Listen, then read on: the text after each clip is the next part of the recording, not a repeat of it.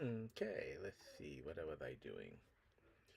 Hey everyone, this is Wild Blade from Creative Media Vault in Tokyo, Japan, and this will be like the fourth time I've started streaming today. So I'm still working on my Spirits of the Lost Winds game. Let me go ahead and plug my earphones in so I can catch any call or any conversation that you guys might be tossing my way.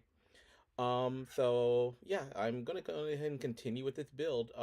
So we did quite a bit. I had to jump off before, to do a little bit of work, take care of some meetings and stuff like that. So now I'm just going to go ahead and see if I can find some good music. So I'm just kind of listening to the same songs over and over and over on Epidemic Sound. So let me turn the volume up for you guys. Um, but one of these days, I'm actually gonna have to stay on this site and listen to a bunch of songs so I can kind of curate some music for you. Yep. So, we've made quite a bit of progress, I think, today. This is Vincent from Wildfire Legend of the Ryukage.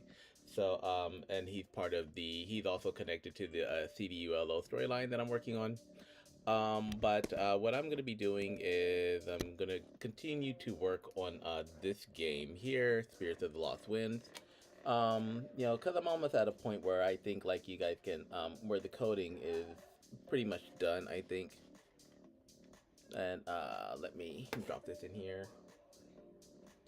Yeah, so I'm gonna work on this a little bit more tonight, before I, go back to, just kind of, before I get some sleep, I think. All right, so very quickly, what we were working on last time before I had to jump off for a meeting is we were working on making this Fox character, our main player character, Kuramiya, right? And this is what we have so far.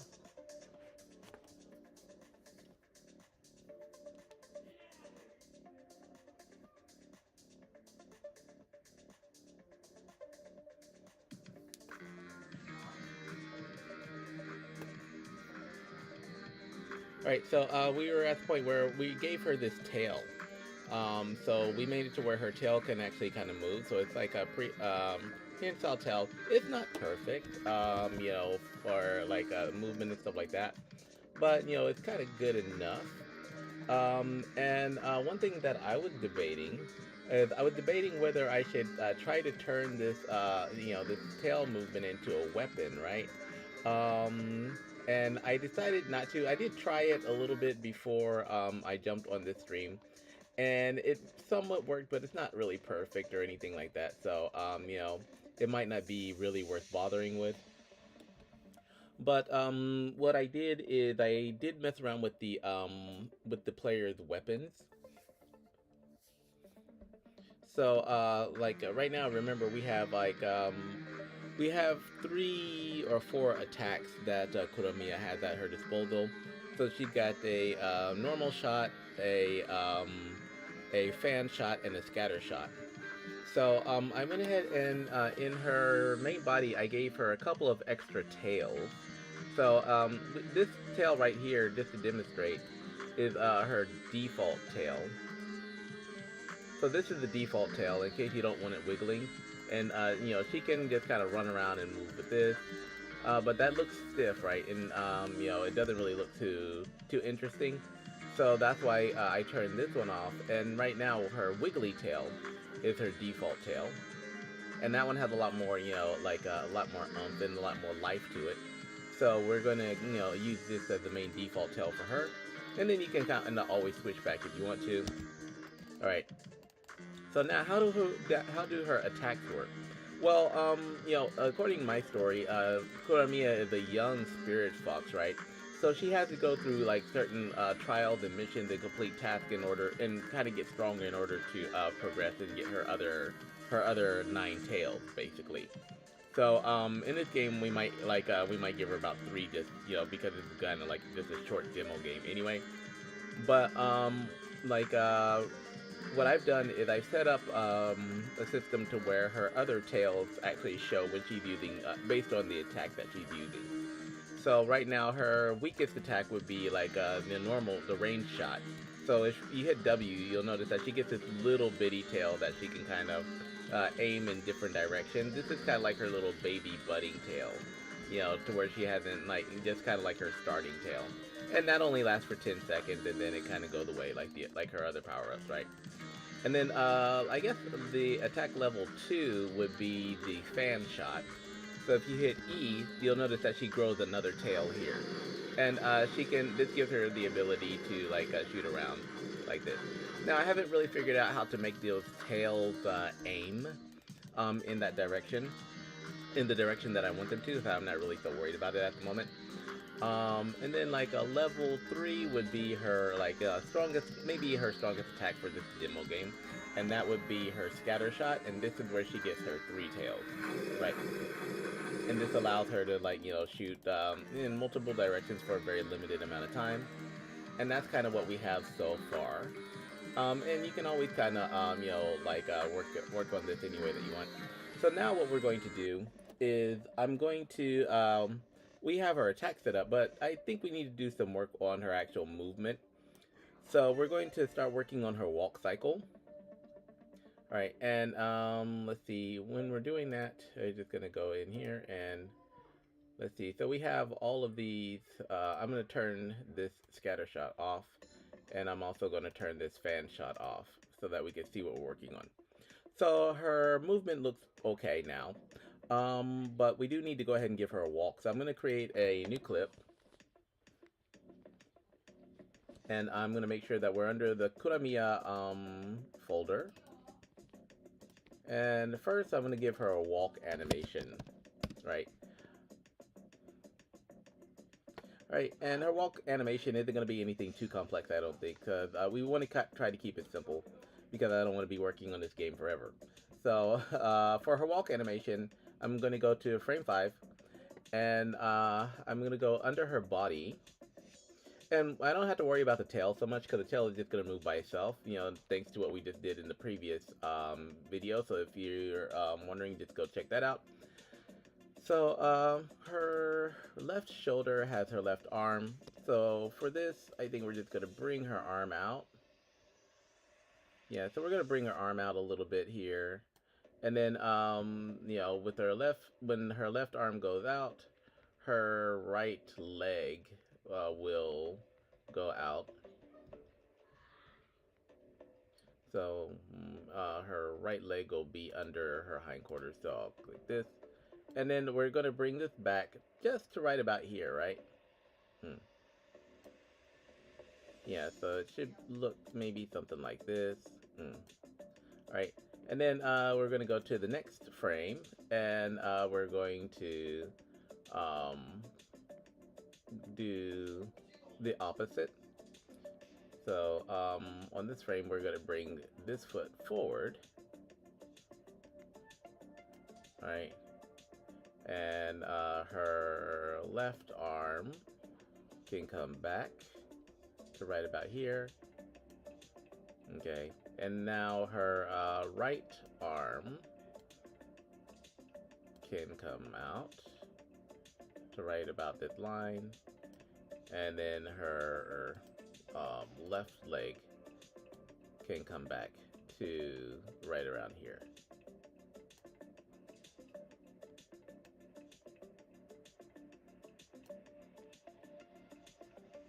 Let's see, and I think that right arm might be a little bit too far out. I think. Okay, let's see. Okay, so that on this frame, that arm is extended a little bit further than it should be. So for her left arm, I'm going to drag it maybe back to this.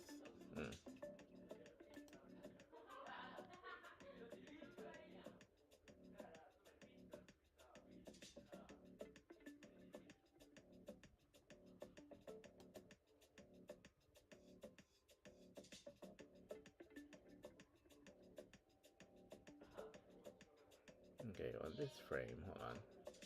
I'm getting kind of crossed up. So there's where she's starting. So this one. Okay, so on this frame, sorry, her left leg should be up here.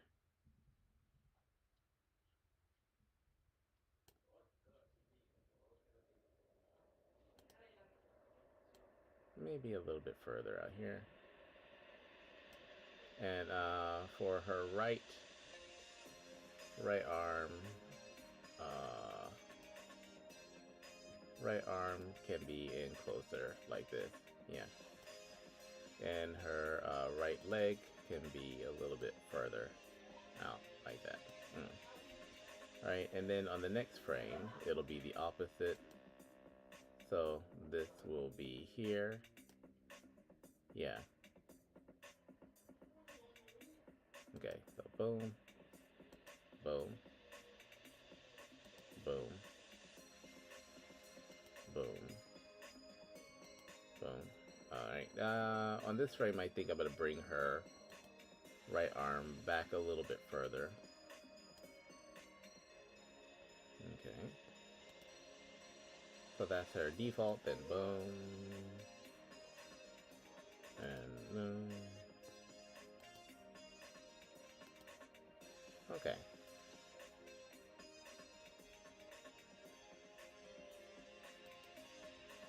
Okay, I think that looks like a pretty decent walk cycle for her. Right, and we can go ahead and get rid of this first set of frames. So we'll go ahead and delete those and then just drag these over here.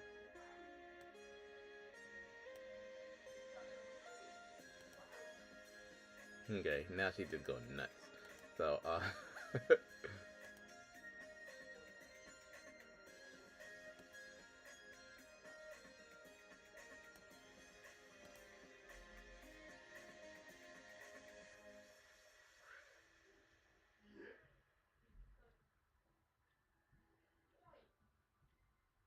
me see.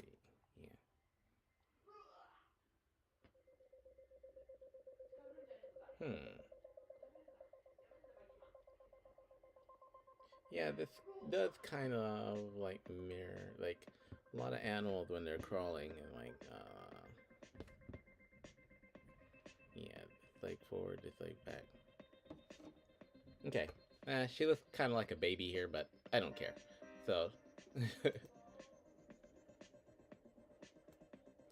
I mean, we could do a lot more in-depth animation for it, but I don't really think that would be necessary.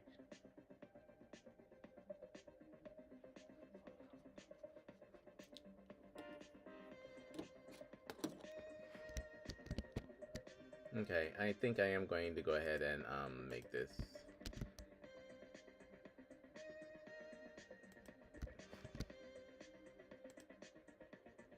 Okay. Yeah, so yeah, that looks like a nice little walk cycle for her.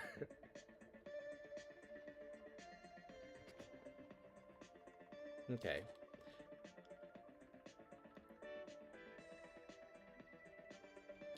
All right, and now I think, yeah, for her walk cycle, also what we can do is we can kind of rotate her head a little bit. So I'll go here and I'll rotate the head this way when she's going this way, when this arm is out.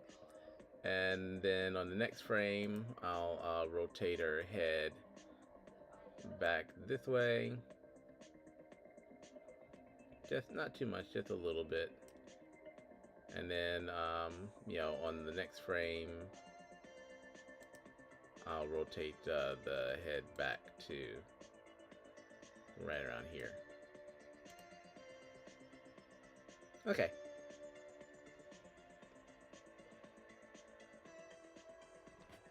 Okay. Yeah, this looks okay for a walk cycle for her.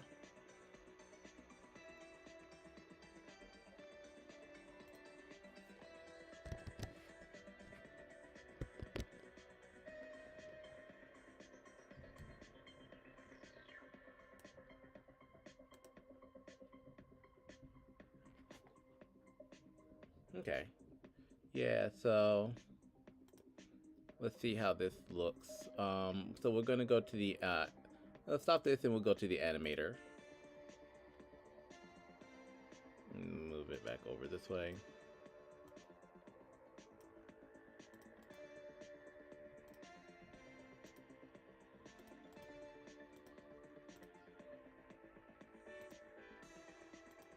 Okay, and sorry, we don't need a bull for this one. This one will actually be a trigger. So trigger, we'll just put walk. And so if it's idle, if walk is true, then we'll go ahead and just set this to do its thing. And there's no have exit time and all of this stuff, so we'll get rid of those.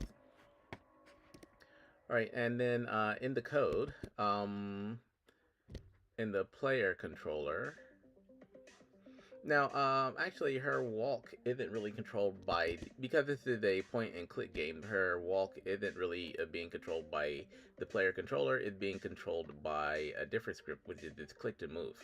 So I'm going to open this click to move script, which is something that you guys, you know, like I said, hopefully won't have to look at. And I will go ahead and give this a private animator.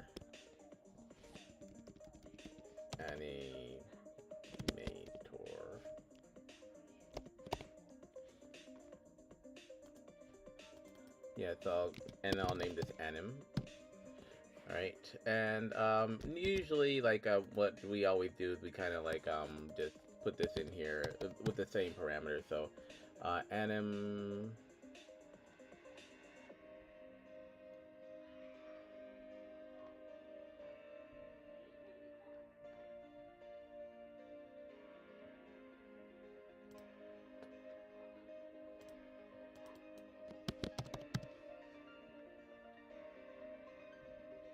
Okay, so I can, since this is a trigger, I can go like anim.set trigger, whatever. So when update, and if get mouse button down equals 1, then it's going to transform.position whatever.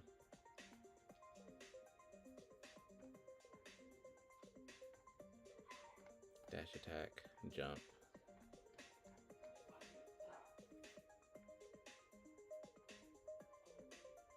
Okay. Yeah, so I'll drop this code here just to, you know, set the animation. So, set walking animation. And this will be, walk. Now, I did set up the animation, but I haven't set up the actual animator. I put this private anim up here, but there's another place I need to declare it, which is right here. So I'm just gonna copy this and go to my click to move script and drop this under my rigid body.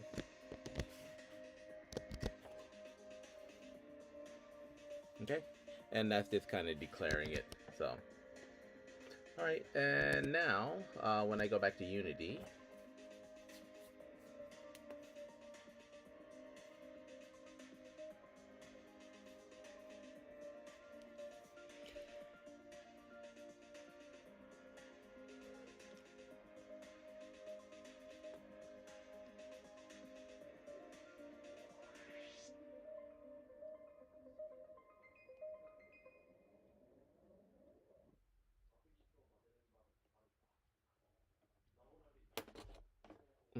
had to pop my neck. Yeah, I didn't do any training today because like the weather was just so bad. So I've just been kind of working on this all day. All right, so let's go ahead and play this.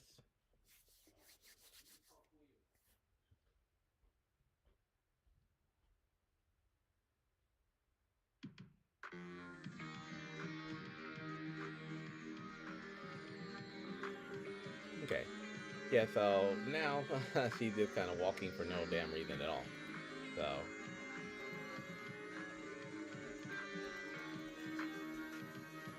Yeah.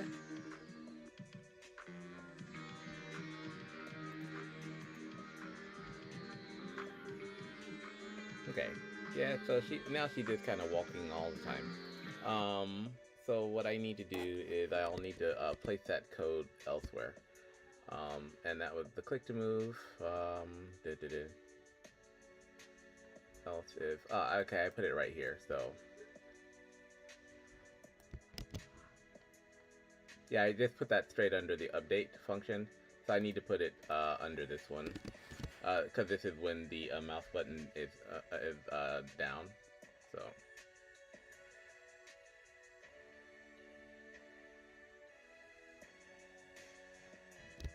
Okay, let's see if that works.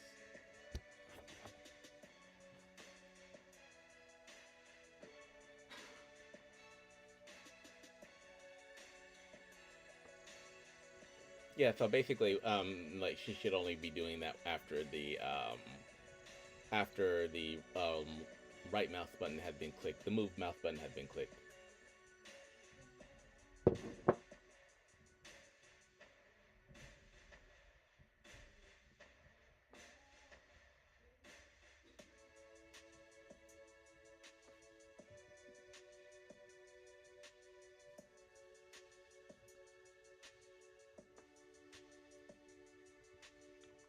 Okay, let's play this again.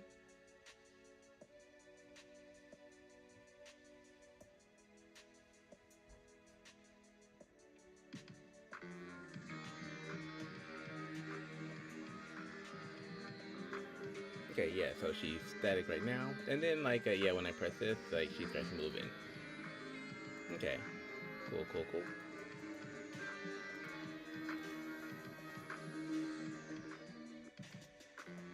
Okay, and that's just kind of her normal, like, walking cycle here.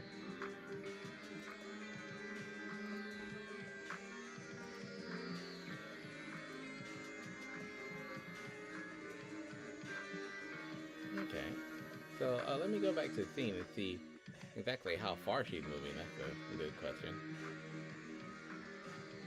Okay, so if I click over this way.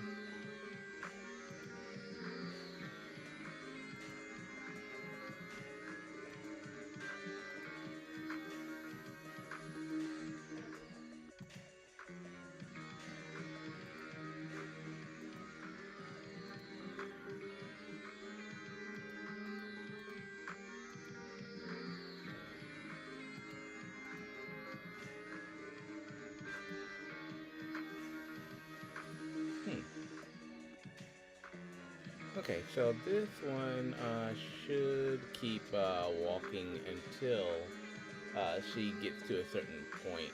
So this one should be looping. But I think it's only like if I press, if I have to keep on pressing the mouse down. So.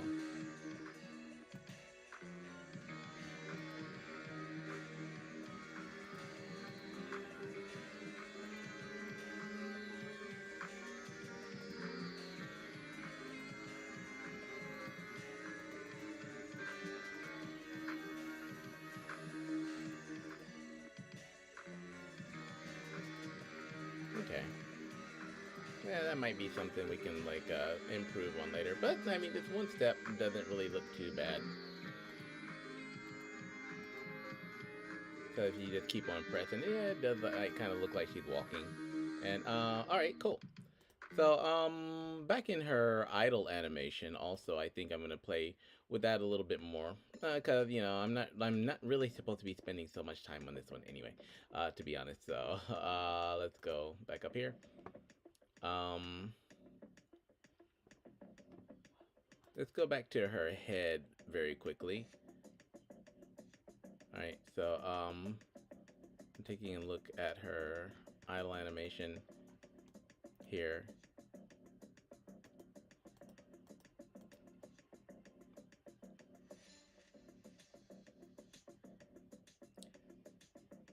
So I think we're going to play with her ears since we did leave those to be animated. So when she breathes in, I guess we can like maybe make her ears go back, and then when she breathes out, they come forward. So, so for this one, when she breathes in, I'm going to go to her her ear. And I'm just gonna rotate her ear in a little bit.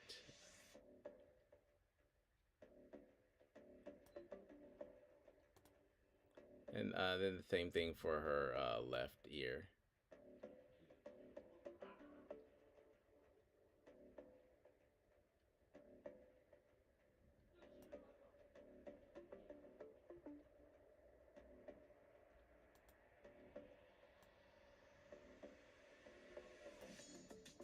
Yeah, about that much. So, yeah, when she's breathing in, her ears come back.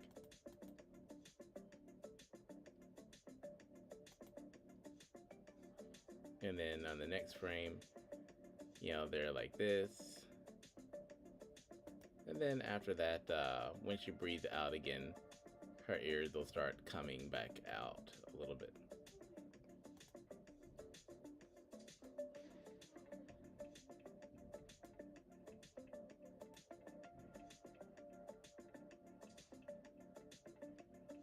Okay.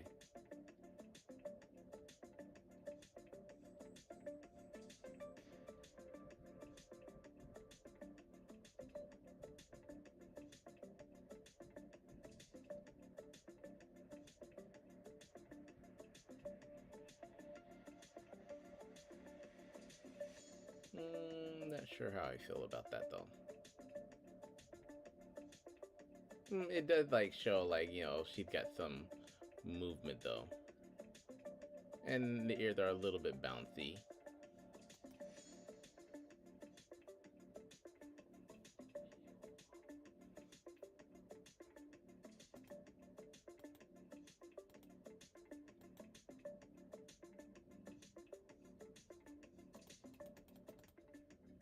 Okay, yeah, I think I'm gonna leave it like that. You know, leave you guys like something to play with anyway.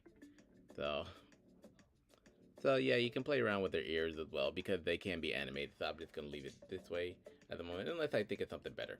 All right, and now for her.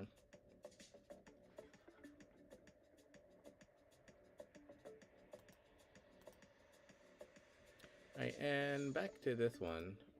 All right. Okay, yeah, we'll just do this right here at the moment. Oh, and here's the bigger earthquake coming. Okay. Yeah, so. Alright, yeah, we're having an earthquake now, so. Let me save this. This one's a pretty big shaker, so. Alright, so, like, while my room is shaking, let me go ahead and test this.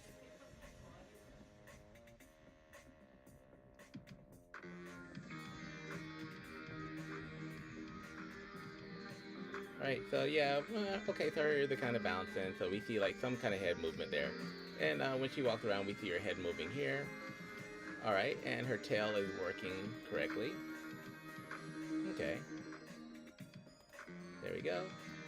Just like a nice little, you know, cute action. I could go a lot more on this, like, but you know, I'm more kind of going for speed actually.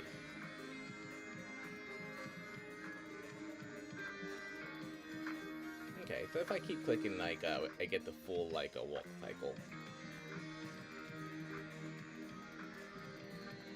Okay, her tail is still having a hard time keeping up a little bit, but from a distance, it's gonna be kind of hard to, like, really see that, I think. Okay, cool.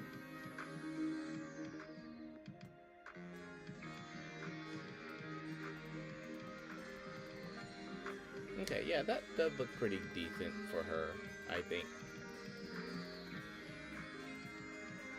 Alright, cool. Now, now that we have her walk cycle set up, what we need to do is we need to work on her run cycle. So I'm going to go create another clip. And this one will be run. And I'll go ahead and save. Alright, so for her run cycle, what I'm going to do is I'm going to turn this on and zoom in on here. And I'm gonna go to frame 5. All right, and this will be her default, right? So for her default, we're gonna leave her kind of crouched. And what I am going to do though for her body is I mentioned I might want to scrunch her body up. So I'm gonna maybe scrunch her body up here. And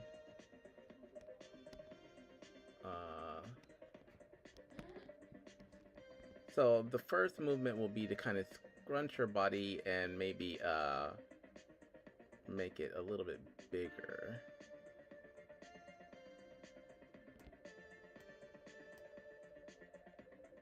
Sorry, make it a little bit wider. And sorry, not wider, but shorter and narrower, right? So kind of something like this, and maybe move it up towards the head. Okay. So this will be the next frame. And then what I'm going to do, so let's see, this comes here, this comes here. And for her hindquarters and her leg, her hindquarters I'm also going to move forward. So I'll move her hindquarters forward. Okay.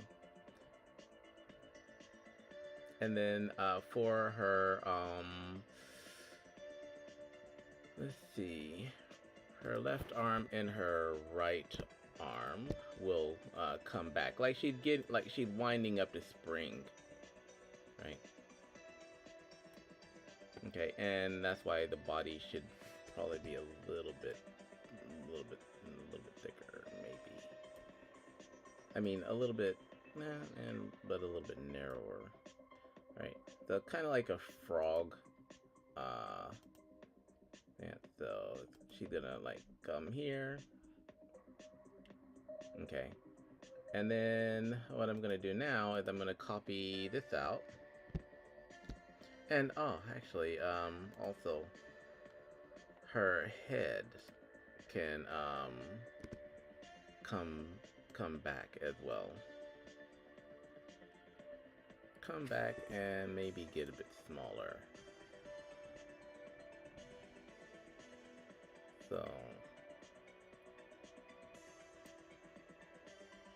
So it's kind of like maybe she's like winding up, and then she's gonna spring out this way. All right, and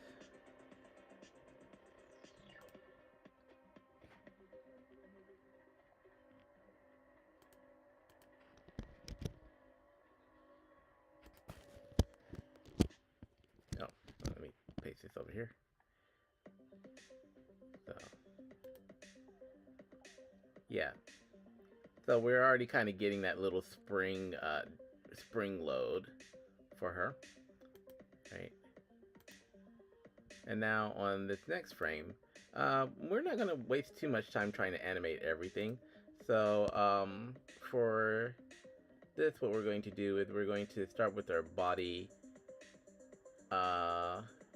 Yeah, so her body's like back to the normal length now. So at this point, we're just going to basically like have her jump straight out. And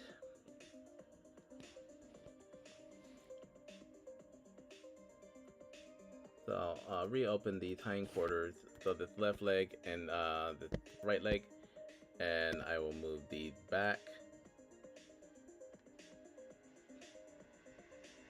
Yeah, right, like this. And then for her right arm, left arm, though they're going to like spring straight out, like she's kind of reaching for something.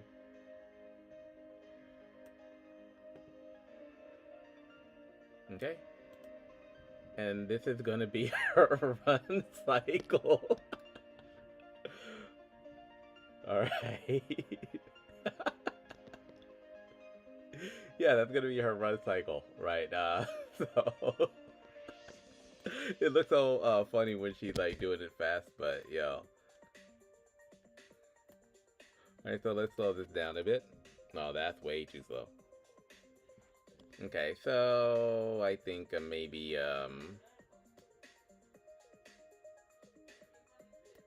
she looked like she just robbed a bank or something, like trying to get out of there. Alright, let's go for something like this.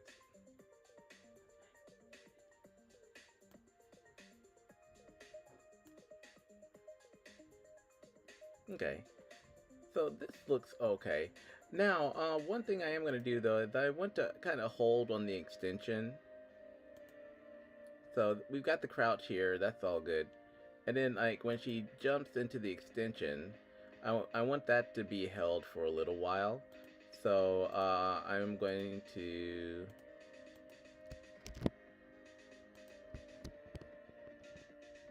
go ahead and copy these frames over here.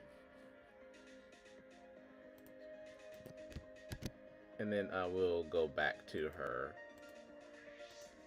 main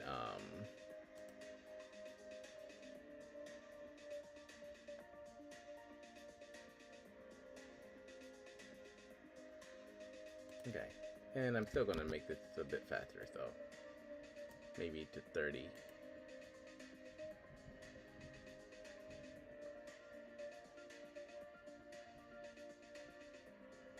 Okay.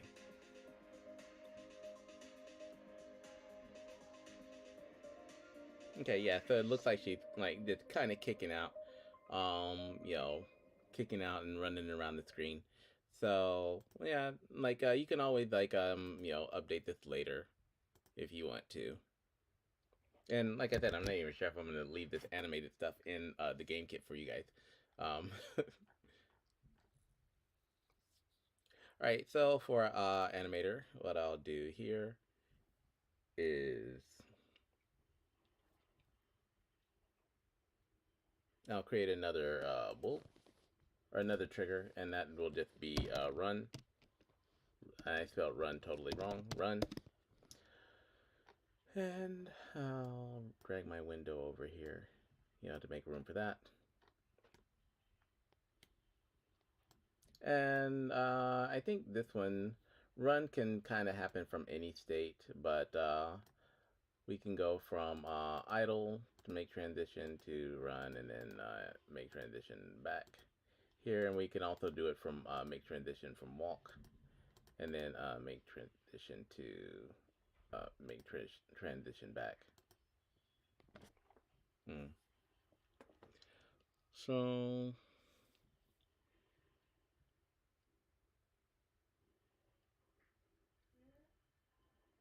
we don't have anything really set up for her to run at the moment though. So I could do that on a power up. So right now she's either got walk or run. Realistically, like I'm not really good. I don't want to do too much complicated stuff with code here. So like I am going to go ahead and give her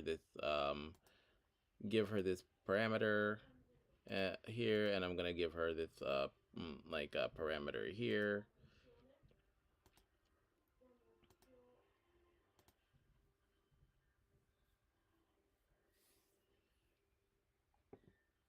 So I think in this script, what I'll do is I'll set it like a either or.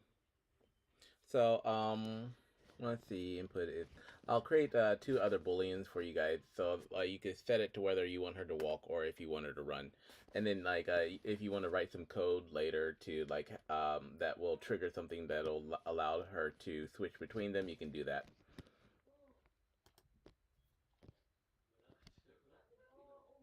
So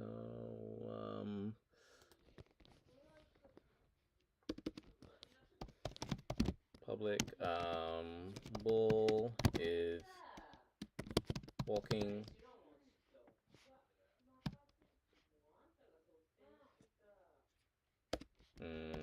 Public bull like maybe can run.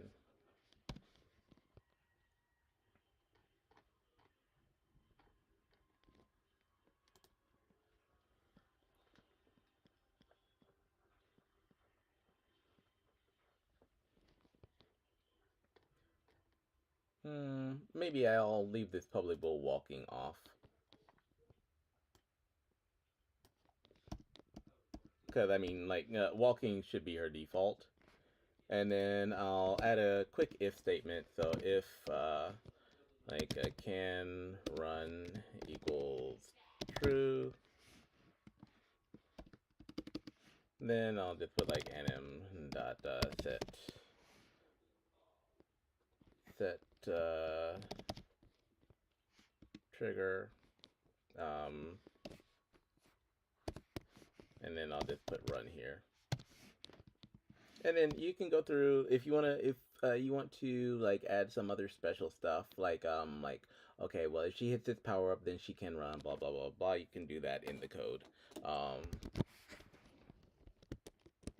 Because if I keep on adding functionality, I'll never be finished with this stuff, and I'll never get back to my other game.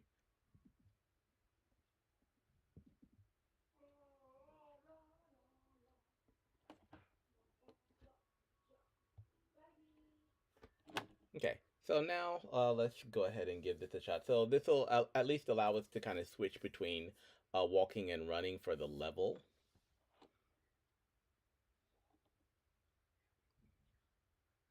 Okay, so yeah, let's go. So in when I go to the Kuramiya temp, and I go to so I got my Kuramiya temp, and then when I go to this one over here, so the can run is actually on the click to move script, so don't forget that. So I'll put that here, and then we'll go ahead and play.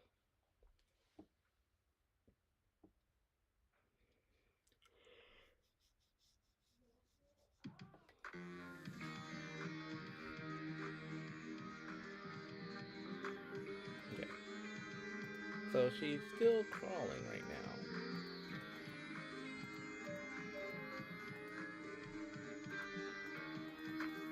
Okay. Still crawling, still crawling. I thought I put can run. So can run equals true. Run.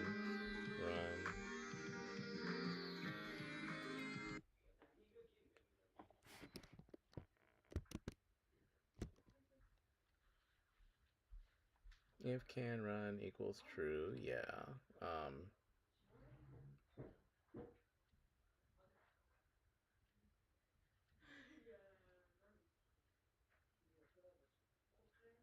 Okay, that's anim set trigger run. Okay, what am I not doing here? I'm getting tired, so huh.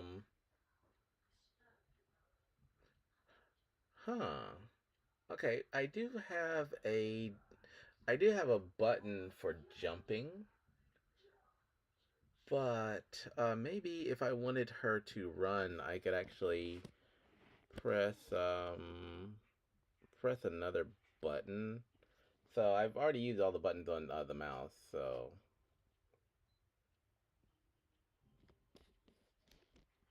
what would be a good button for running?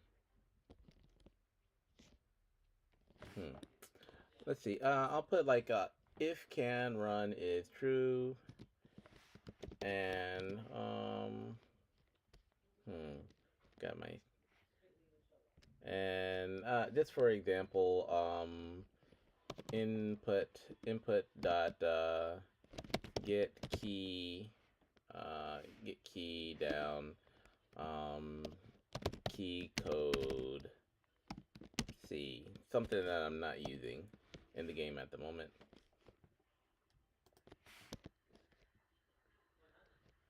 Let me save this and then see if I can get her to run by hitting the C button.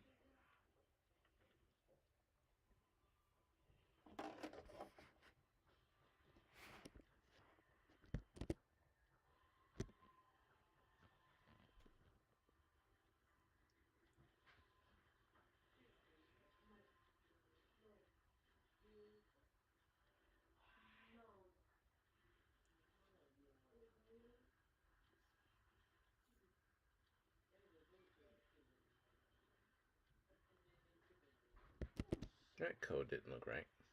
But I guess it is, so.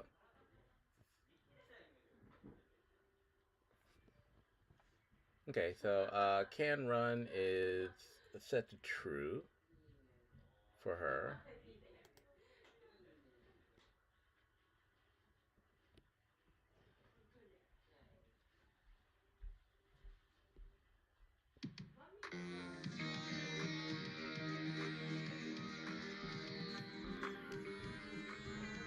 Okay, so I'm gonna click over here. Yeah, she's walking. And then if I hit the C button, ah.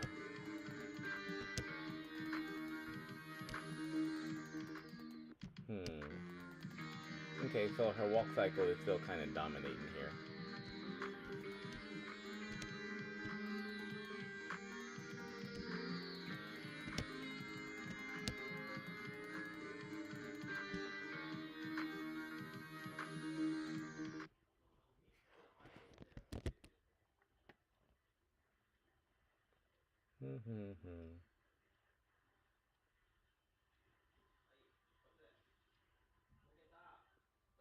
Okay, hold on. Maybe. Let me turn this walk off. Because this walk is like taking priority right now.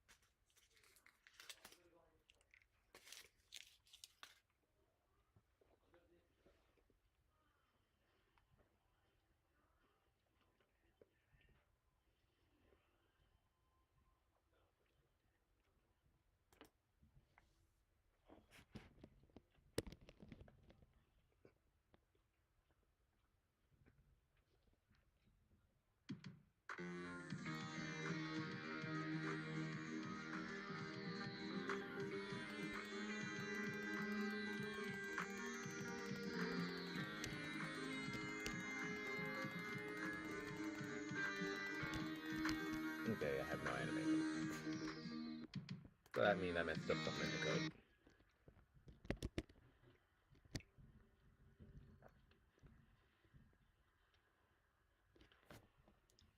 Okay, if key code down 1. Let's see.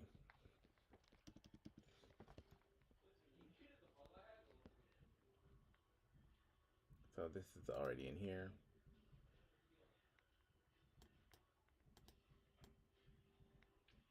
Let me go ahead and cut this out of here.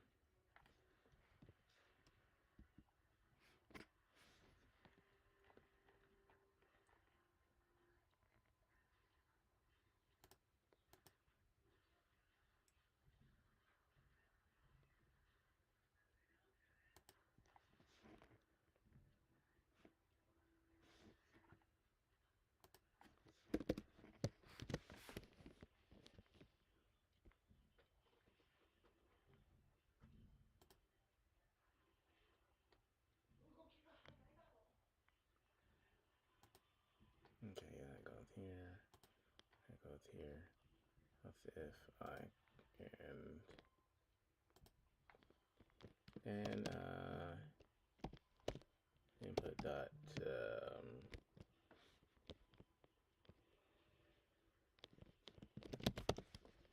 get mouse button. Mouse button down is still 1. And let's try this.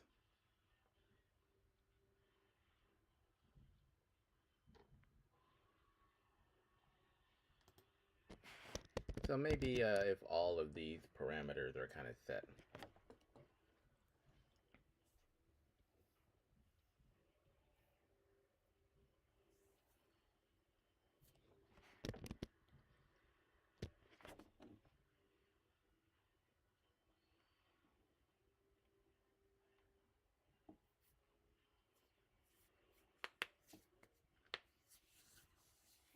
So, you know, like I said, I try to keep my coding like really, really, really, really simple because I don't like coding. I like art better.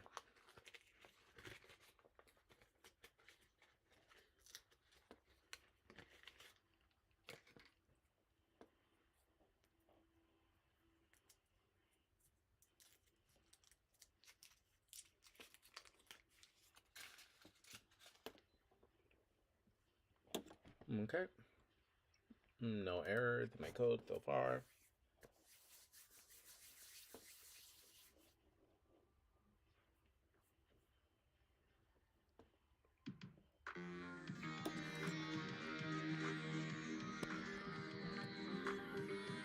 Okay.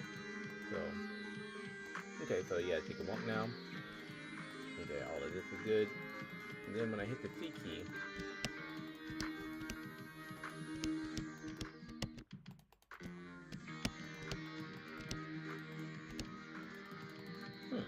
this is actually a pretty simple script, so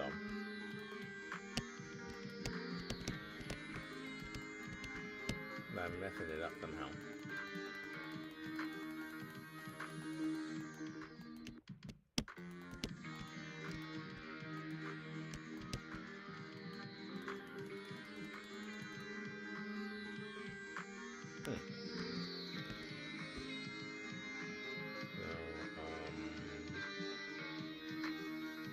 Can run. Okay. Yeah, usually when I start messing up little simple scripts like that, that's a sign that I'm tired.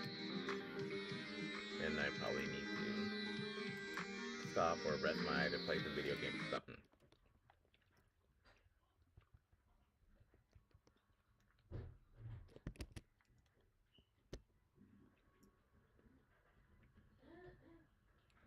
Okay.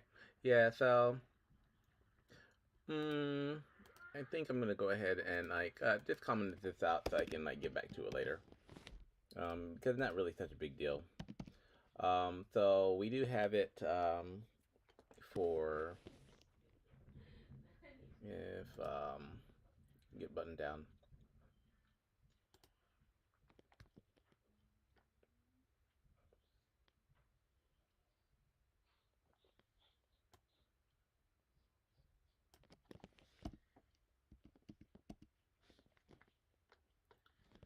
And set walk.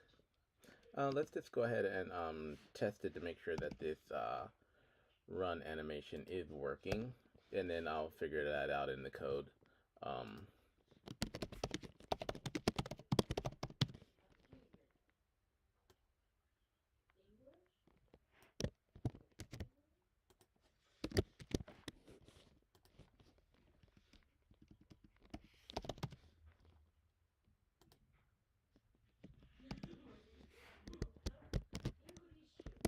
Okay, so let me just jump back over here and go ahead and set this anim trigger to run.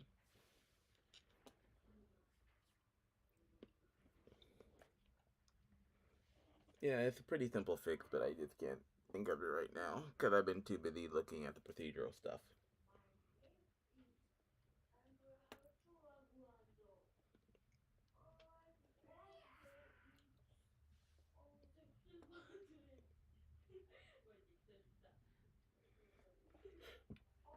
Excuse me.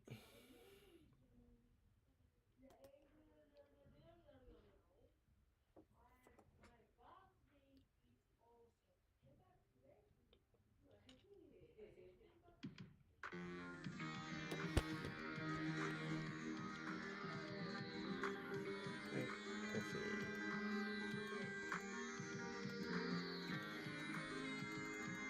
Oh, okay. So she is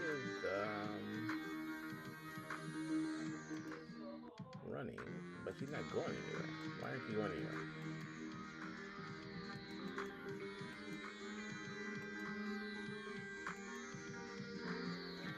Okay.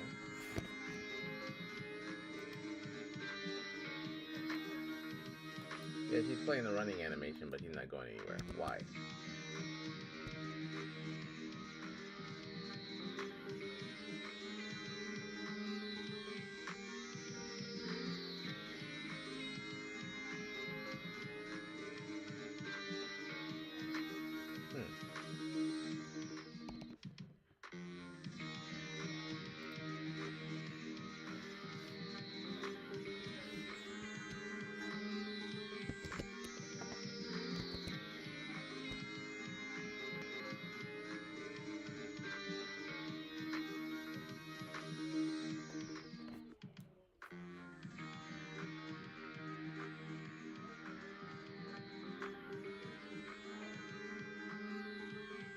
Yeah, I was trying to set up to where, like, she can just kind of,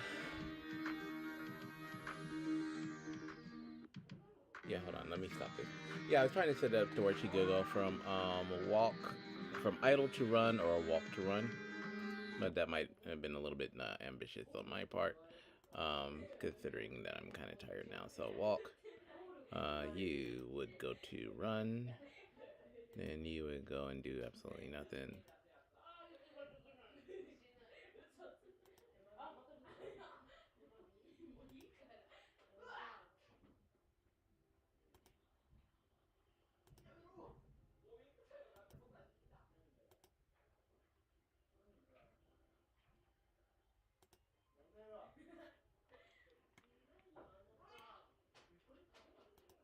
Okay, and yeah, turn off all of these for now.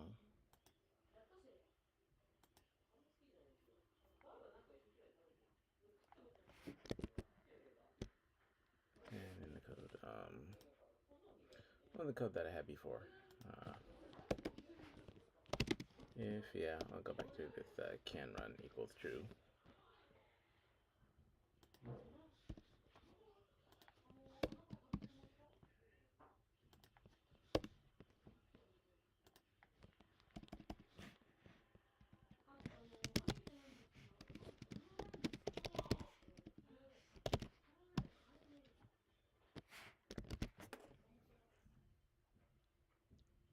Oh, yeah, I don't need that there.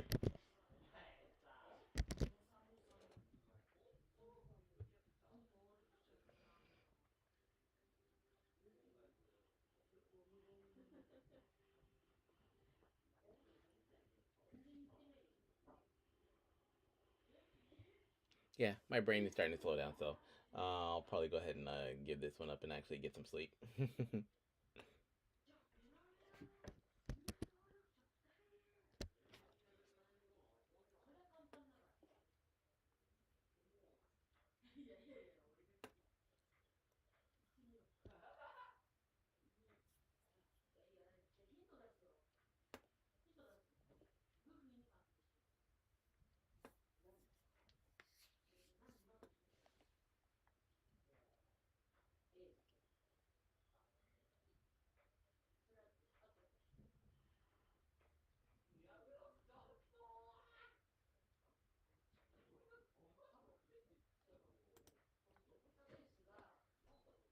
Yeah, sleep and rest is important as well. So, like, and that's something if you've been watching my streams, you notice that that's something I haven't been doing too much of lately. Okay, so same problem.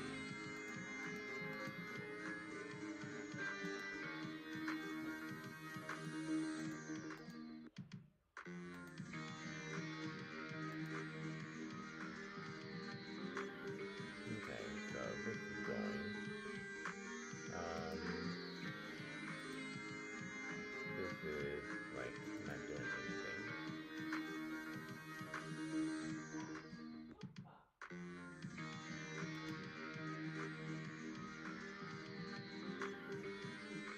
Hmm.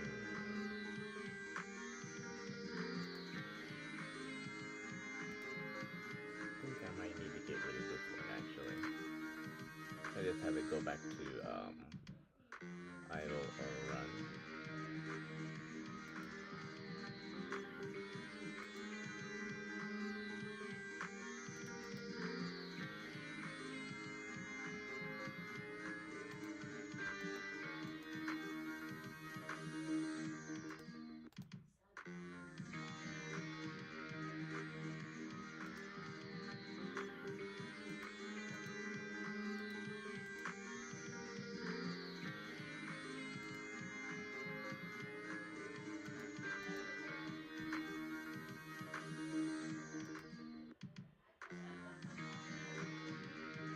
Hmm. Okay, this is actually pretty simple. I'm just like, I think I'm mentally just dead. So,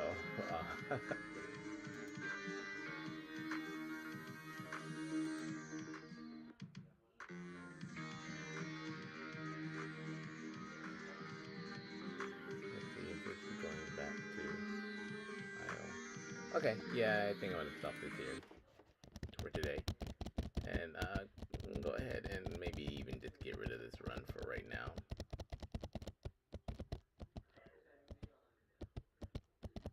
Or get rid of the connections to it. Um,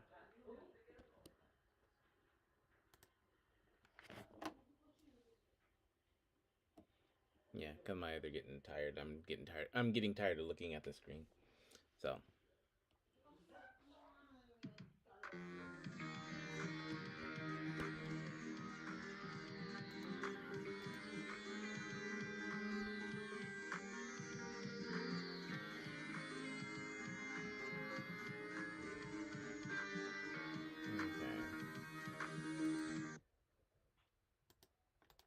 Let me just go ahead and get rid of this as well.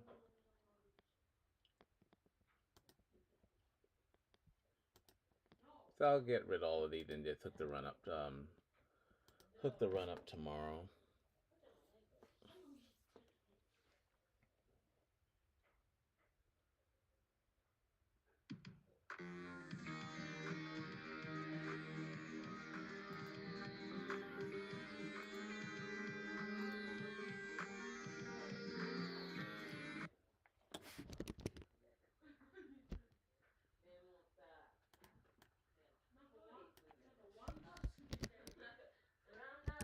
Yeah, it's a really, really easy fix. I know it's a really easy fix, but I'm just getting like burnt out.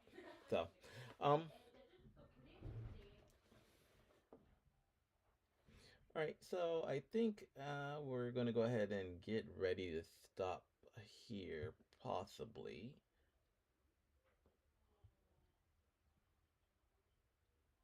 All right, so yeah, let's go ahead and give this one more go, and then we kind of accomplished what I wanted to accomplish though, because I wanted to get those tails working.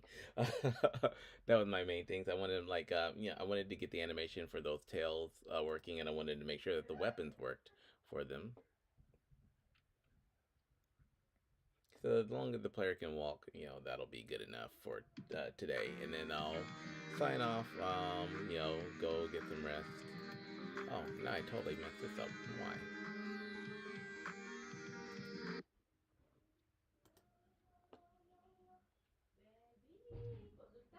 Okay.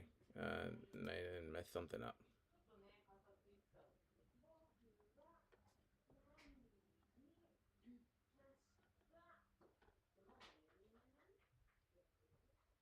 Right, can run, I turn. What? Oh, give me a break. That means that I turned off, just because I turned off can run? That doesn't make any sense. Alright, let me go back to my code and find out what I did. So,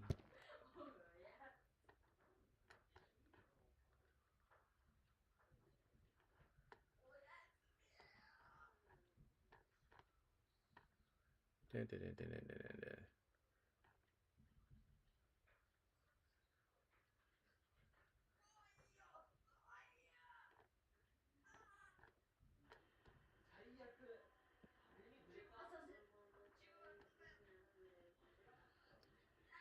Oh, okay, I think that's it.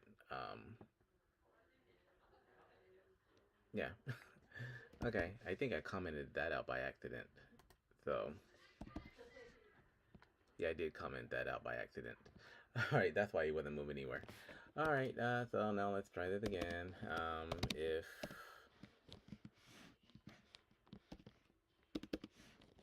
Alright, so, can run equals true, then, so that's kind of why he was crawling and not doing anything, so, let's try this one more time, because I'm a glutton for punishment.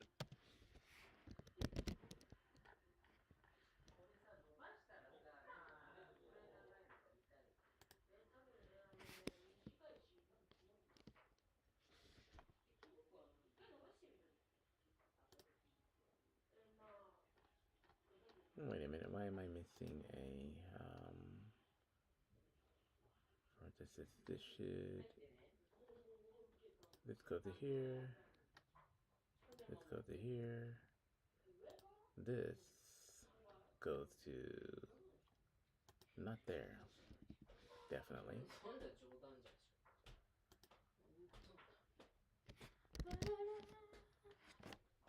Okay, let's see if this works.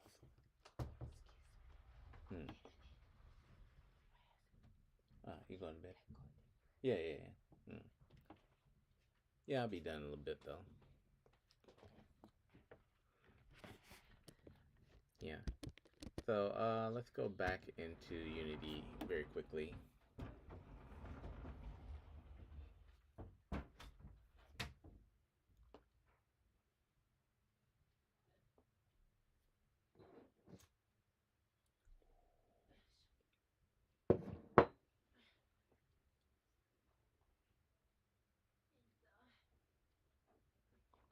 Okay, first let's make sure that he's walking, or that she's walking again.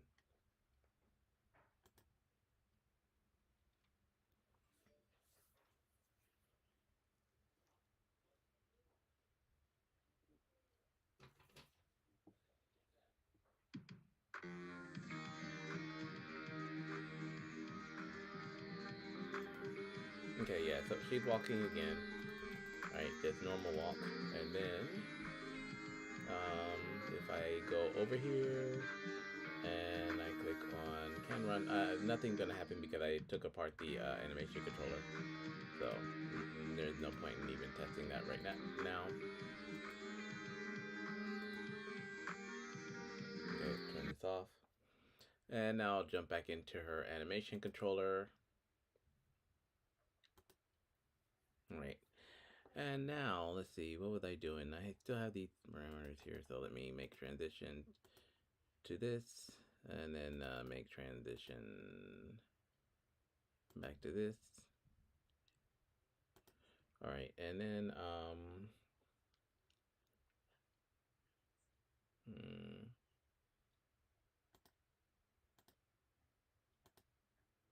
let's try that first.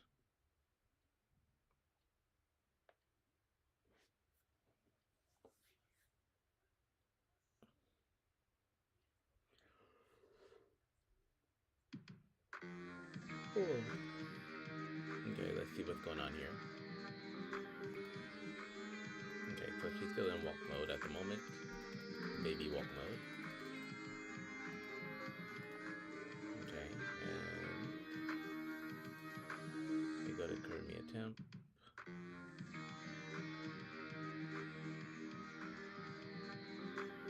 If I switch it to can run now.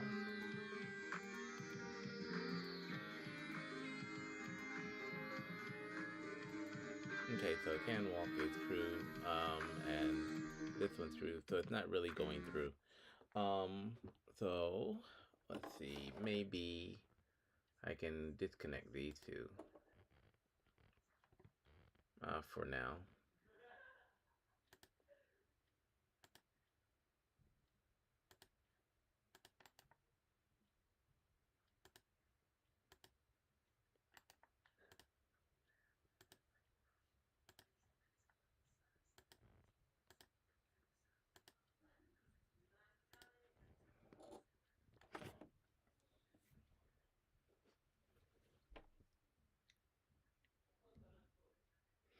In this case, I could use the any state. From any state she can run.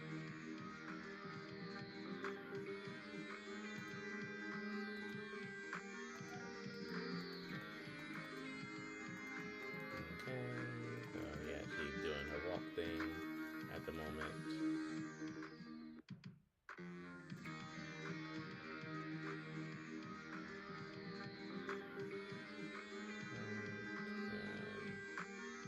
Now if I set this to, she can run.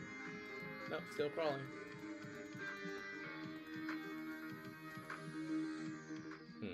Yeah, these two are kind of bumping into each other script-wise. So that's the issue. But I just don't have the energy to troubleshoot it tonight. So I'm going to switch this over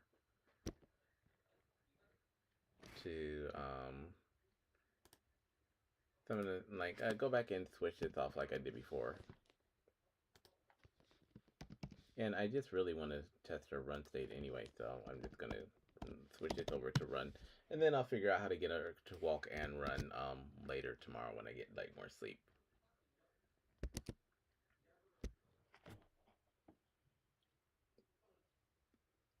My sugar rush is starting to die down. That's why I'm getting tired. So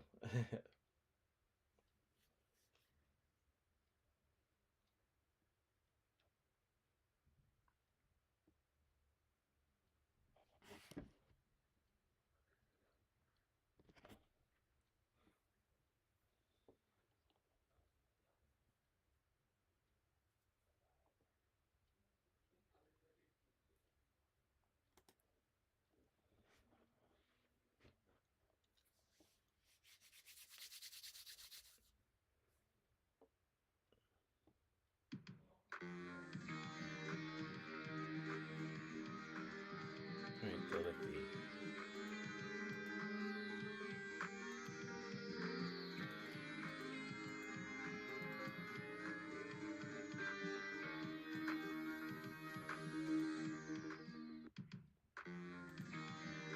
Okay, yeah. So that's a little bit slow because this we still have like I think has exit time. Yeah, so we can take this out of here, and then we come over here, and it automatically. Yeah, so we'll just set her up for a default run right now.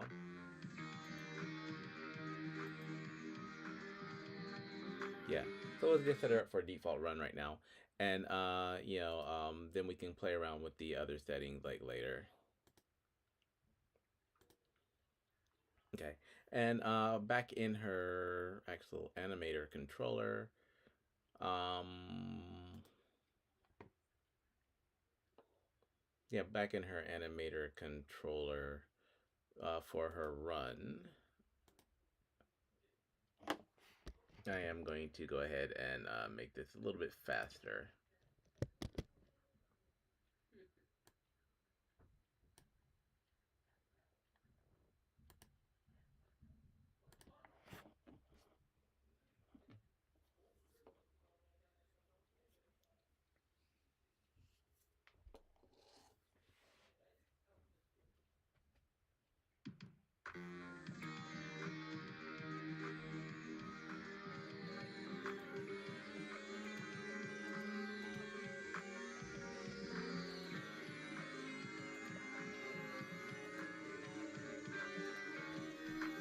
Okay. Yeah, so something like this. So it looks like she's always kind of running if you keep on pressing the button. Alright, and then we'll figure out like the walk to run things later. Alright, and so now, that's basically what we needed for this scene tonight. Um, and then like, what I can do now is since we already have everything kind of set up for her, I can go ahead and copy this player over. So I'm gonna save the scene, and I'm gonna go ahead and copy this one to the main game, to level 1. Alright, so in level 1, what we have is we have a character, we have a player character right here. And this is like the Kuramiya default, and it's basically got all the same settings.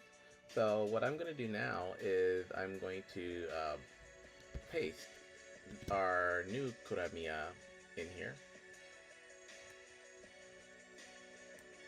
Yeah. Alright, and this is where things are going to get a bit tricky. So I'm going to take this Kuramiya, new Kuramiya character, and I'm going to stick her right here. And I've got to make sure that she has the same setup as the current Kuramiya in this scene. So I'm going to make this all big and stuff, about the same size. So I can put one on top of the other just to kind of get a good measurement of her size. Okay, that works. So now this player has a few different things that our other Kuramiya doesn't have at the moment.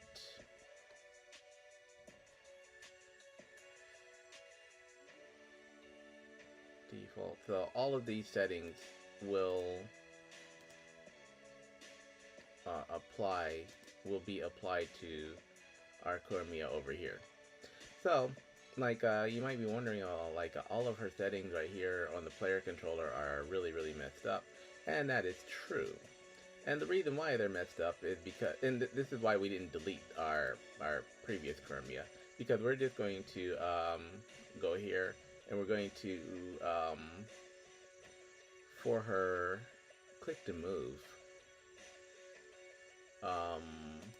we're just going to copy the settings over.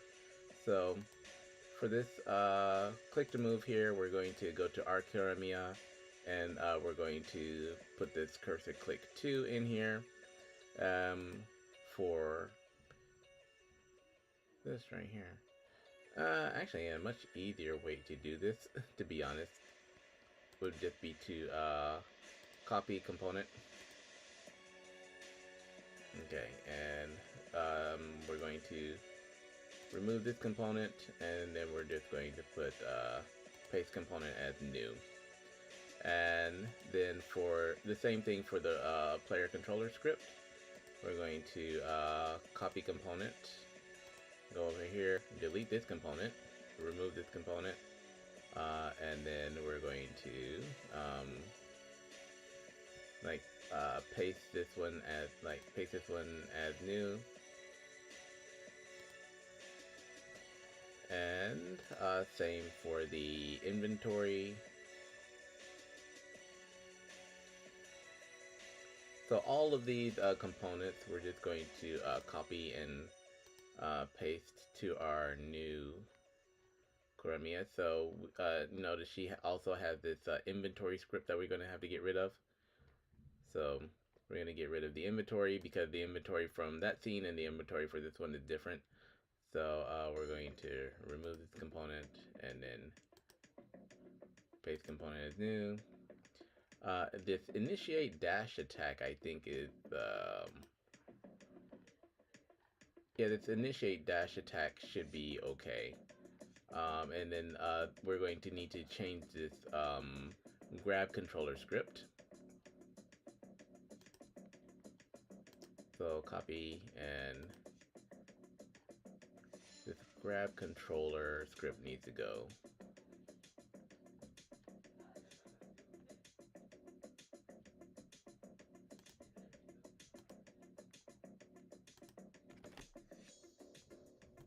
Okay.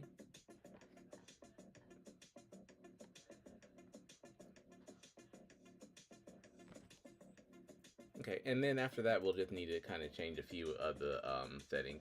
She will need a capsule collider 2D as well, so I'll do a copying component here. Well, actually, I don't need to do a copy component really for this one. That is the outer capsule collider. So for our Kuramiya temp, we'll go ahead and give her that additional capsule collider. And this will be for her trigger.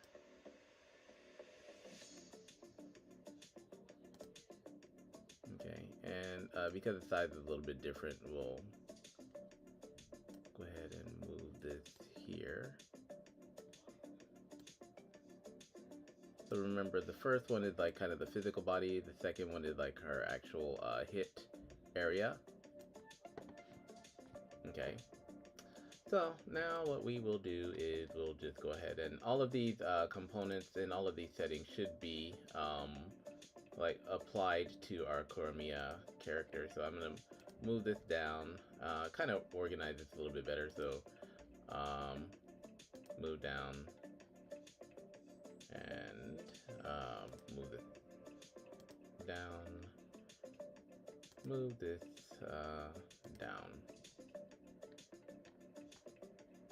Yeah, because this is not really such a major script, so move down. Right, and so yeah. So now, we'll have to, you know, just kind of drag all of these things into the right place. So we'll click on this script, and the grab detector that it's looking for is this one down here. and that is not going to, I'm going to turn this player off now because we just kind of copied all the settings. So anything that's like that is trying to grab from this bottom one, we will just be replacing here. So this grab detect will actually be grab detector here.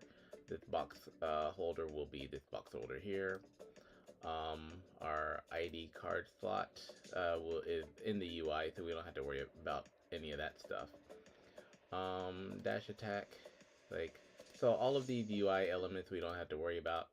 So you can just kind of go through and click through any of these, and then anything that happens to pop up under the what is this physical body? Okay, so this is grabbable physical body. Oops, didn't mean to do that.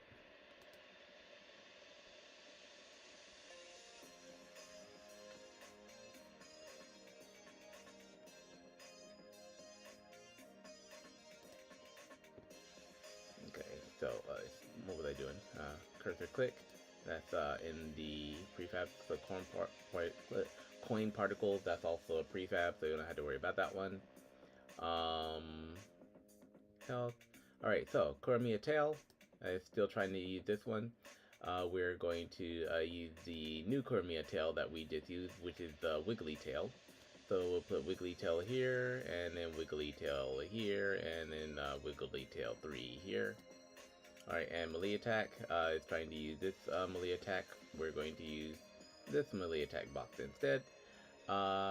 And what else are we going to use? We're going to use our scatter shot. So our scatter shot weapon will be this one now. And our fan shot weapon will be this. And our game cursor is under the cursor canvas.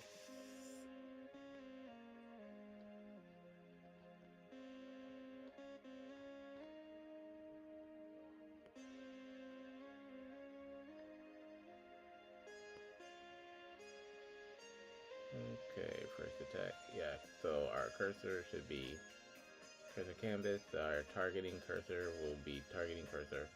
Our default homing thing will default homing target.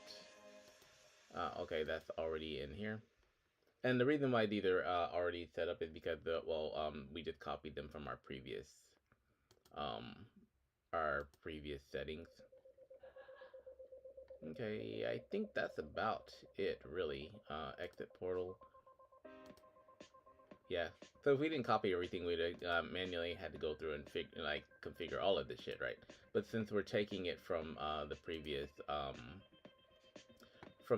version of the player, then that should make it easier. We're still gonna have to adjust a few things though. So now let's go back to our previous Kuramiya, and we'll just need to maybe increase this one's dash speed. So like Kuramiya 1 has a speed of 15 and a dash speed of 250, whereas this one has a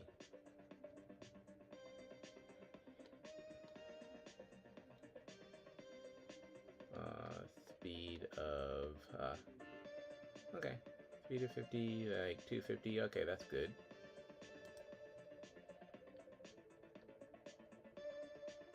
Okay, and then delay, then jump delay is 1.5. Does this one have a jump delay?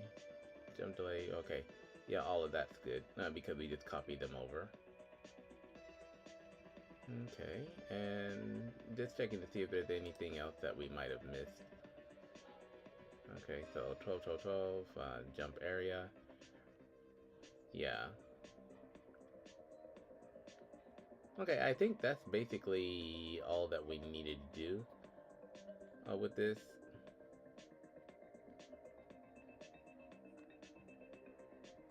Okay, now that this Kuramiya is off, the previous player is shut off.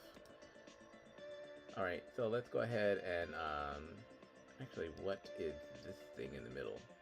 That's kind of concerning. Oh, okay, that's There's something else that I'm kind of missing that I know I'm kind of missing, but I can't think of what it is right now because my brain is mush.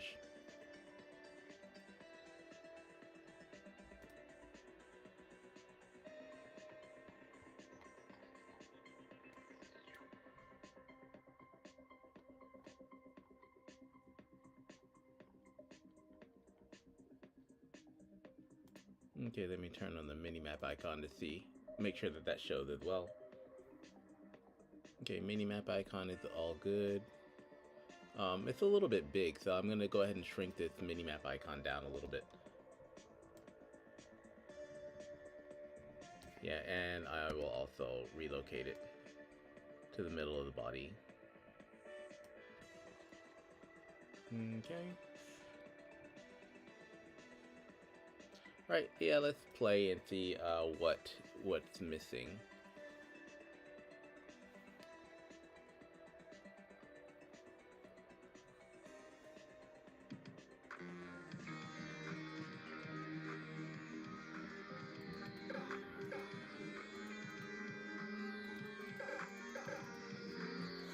Okay, yeah, I'm definitely gonna have to increase this lady's health though. Yeah. Alright.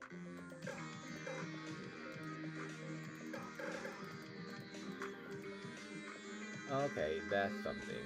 So I just noticed that her little foxtail is way too okay, that's what I was thinking of. Alright, so after you when you come over here and you like start messing around with the I'll turn all of these on actually because I'm gonna have the same problem with the other two. And when you start messing with the sides, that doesn't necessarily apply to these tails. So what I'm going to do here is turn this off.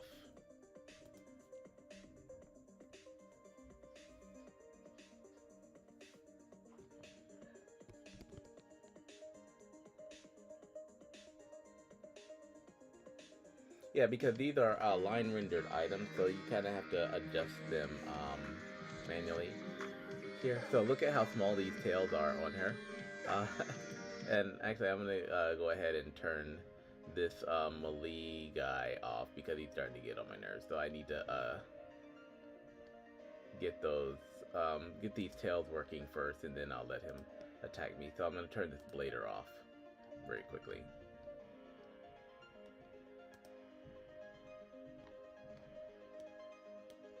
Alright, so now I'm gonna have to adjust these tails.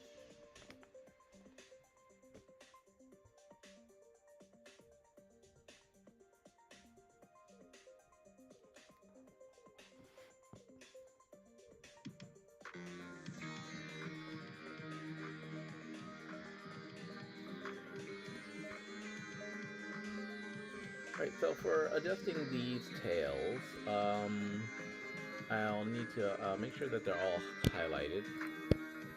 And I need to change the size of them. So what I'm looking for is the distance. So maybe this will be 1. Okay, that's too small. 2. That's better. 3. That's okay. 4. That's 5. Alright, so maybe about 5. And then I also have to adjust the thickness of these as well.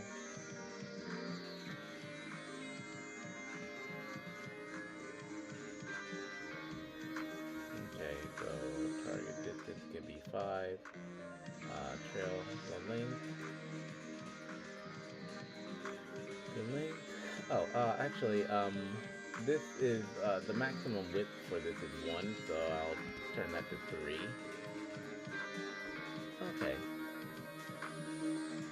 So I could go like 3, or I could go like 5. I think actually 4 would be better for this though. So I'll go with like maybe a 4 looks kind of friendly.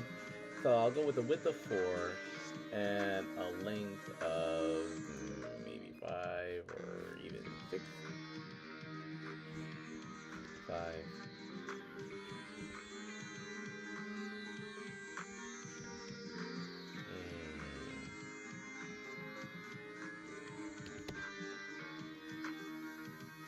Okay, yeah, so I think I'll use 0.45 and then put a and then go ahead and put the width for this as 4, and that should fix these tail problems. Right, so target depth will be 4.5, and then I will go up here and change the width to 4. All right, and now when I play, these tails should show correctly.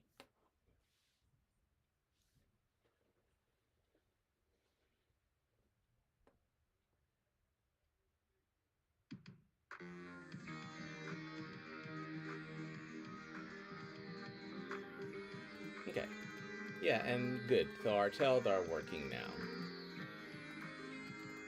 Okay, cool. Yeah, our tails are working and they look pretty cool in this level.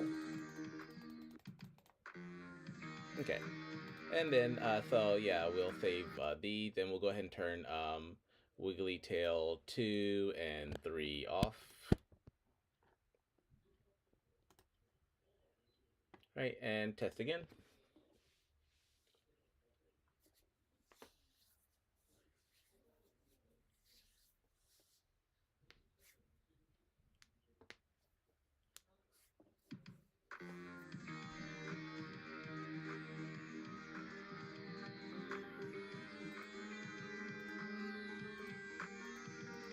Okay, yeah, this looks nice. So we got our fox running around the screen and picking up weapons.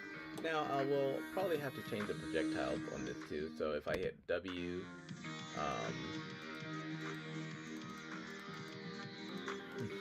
now when I hit W, she don't have no tail. And so, like, hold on, let me jump in here.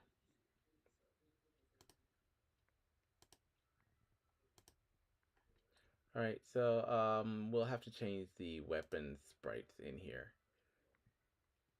Oh, where's her?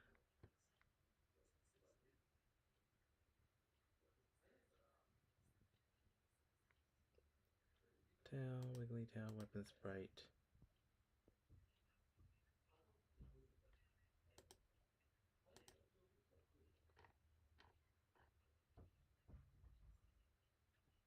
Okay, this is wiggly tail 1, 2, 3. All right, weapon sprite.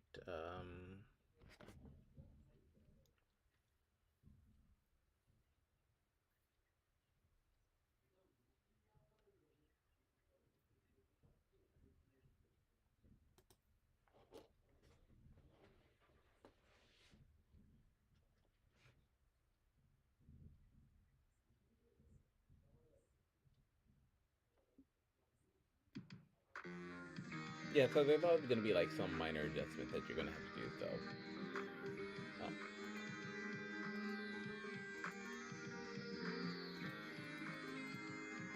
No, but that seems to be working fine now. The bullets are crap though. All right, so so this is where I'll go back to my my previous Kuramiya and check out what she has for the ranged weapon.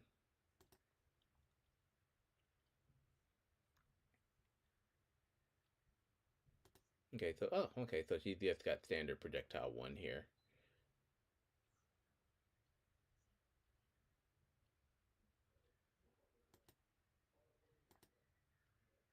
Okay, so I'll use projectile 1 here.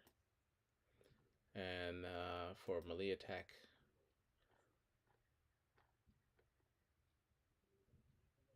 okay, so for scatter shot weapon, let's see what she's got. So all of these are using projectiles 2. What is that? That's for scatter shot. So projectile 2 is scatter shot because we were using the temporary projectiles first. So this will be projectile 2. So we're just kind of replacing the temporary projectiles with the actual ones that this previous iteration of Kuramiya was using. And this will be projectile 3. Okay.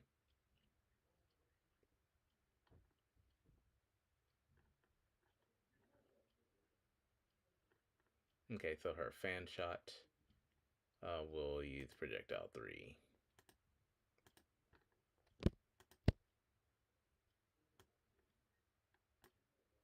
Okay, and the shot points for all of these should line up here as well.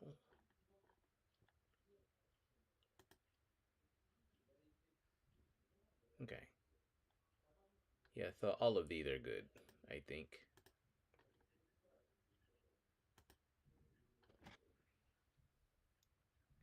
Okay, and the melee attack box, it belongs to her as well. All right, good, good, good. Let me turn this little ranged weapon back off again.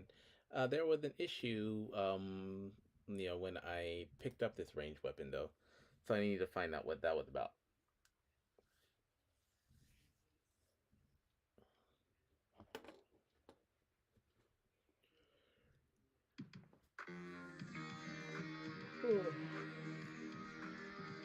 Okay, so her tail is working now. And then when I come over here, I can hit this over here. But when I hit W, her tail disappeared. So I need to find out why her tail disappeared.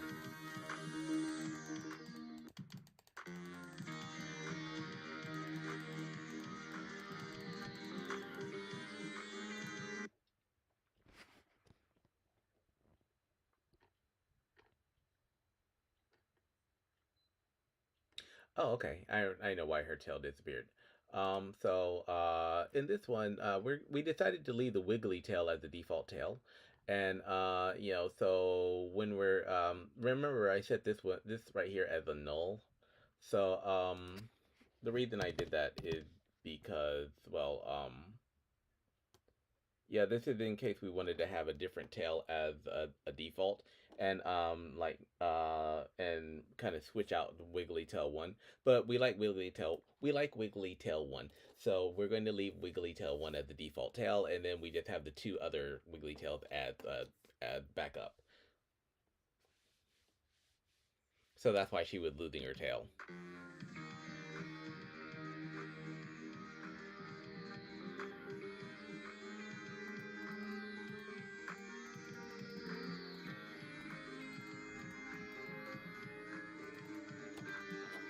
Okay, and now when I hit W, like wiggly tail one is still there.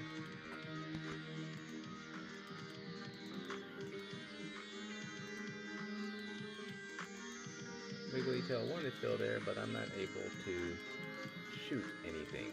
Why is this?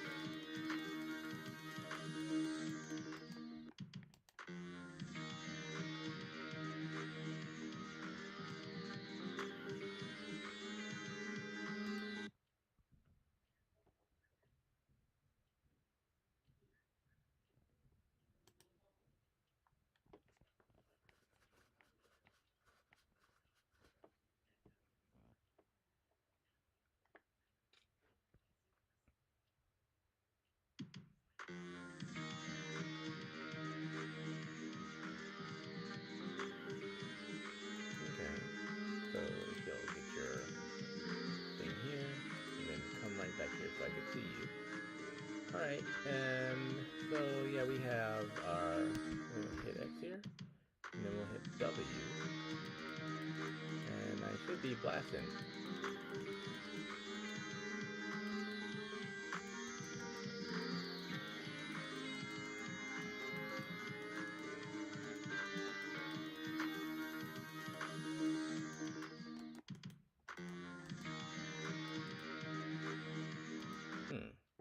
Okay. That's kind of unusual. What are you? Range weapon. Crimea temp. Oh, okay. I think I know what's going on here. So, this is still kind of pointing to this range weapon. All right. So, for these, yeah, any of these things, like player health is still kind of going for the health bar. Health text here. Player health bar. Okay, that should be fine. Let's see, jump area. So these right here are still kind of pointing to this Chromia. So we'll just drag this here, and the same for the melee attack. We'll need to go here as well. Scatter shot weapon will go here, and these will go here. And I'll go ahead and rename these because they're not temp anymore.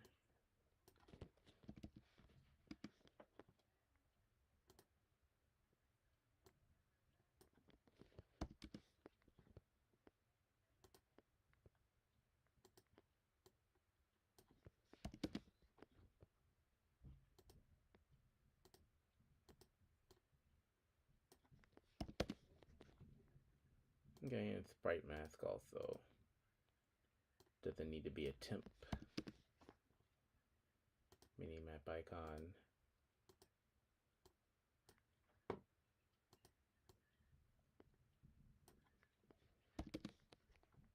Okay, and the homing target. Yeah, her homing target doesn't need to be a temp either. Right, and let's see, for her homing target, let's see, where is...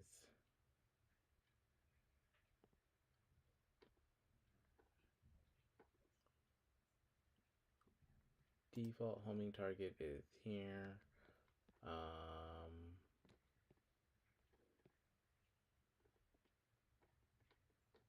Right, her homing target and the other homing target will be a bit different as well. So, where is your homing?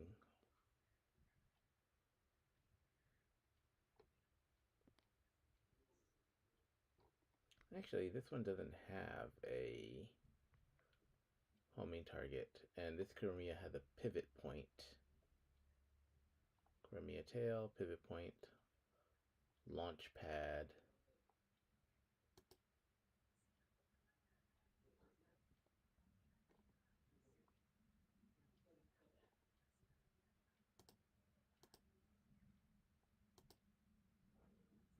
Okay, I'm going to turn this Kuramiya back on for a second. Kuramiya tail, launch pad. What was I doing with the launch pad? Sprite render, box collider.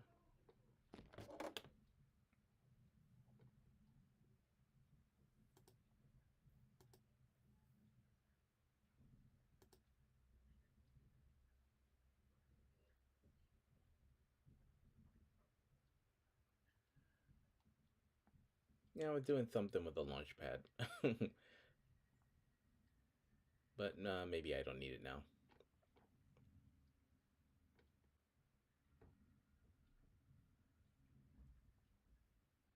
Okay, yeah, let's turn this back off.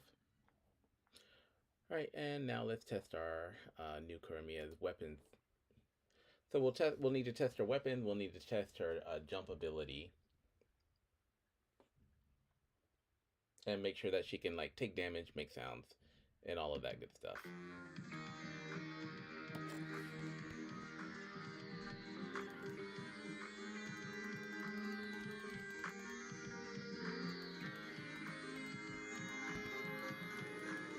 Okay, good. So she can shoot now.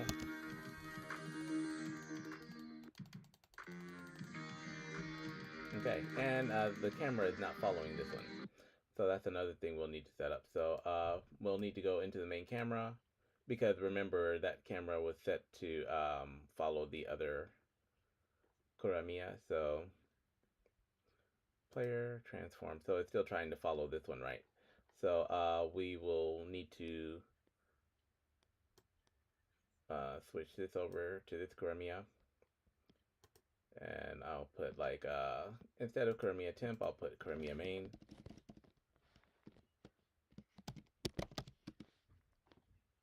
Okay.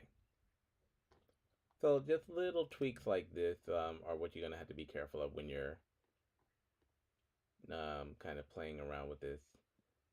Health pickup, like health pickups are all good. Dash attack, weapons, blah blah blah blah. Instructions, characters, Kuramiya main. All right, let's play and see if there's any bugs.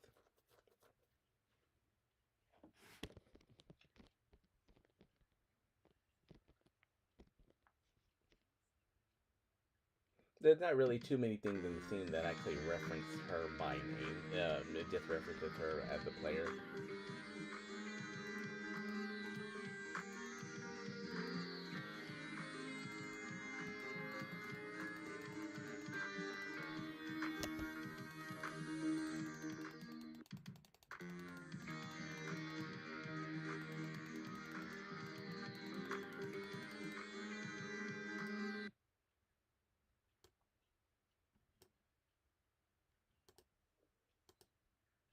Okay.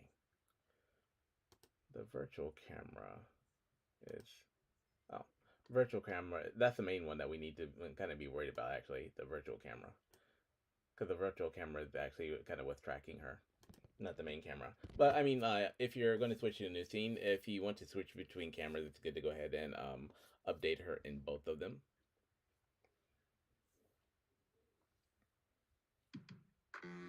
So moving enemies over is actually very easy when you're moving because they're not really attached to like so many things like the camera or whatnot. But for when you're moving your player over, you are going to want to make sure that everything is working correctly because like cameras and stuff will generally be set up to follow the player.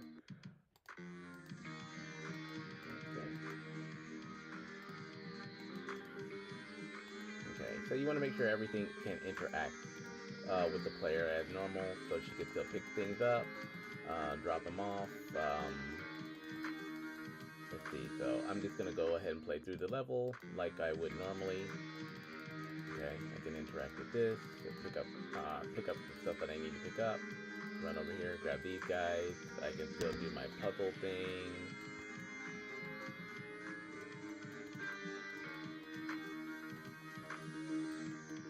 Okay, so yeah, puzzle still works.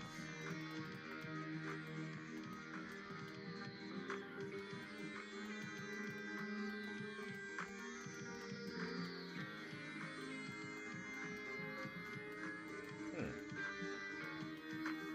Okay, so I did notice that the pickup area seems to be a little bit far. There's like a big gap in between. So I might want to make that a little bit closer to her nose, but not enough to where it's going to interfere with, not to the point where it's going to really mess with her collider.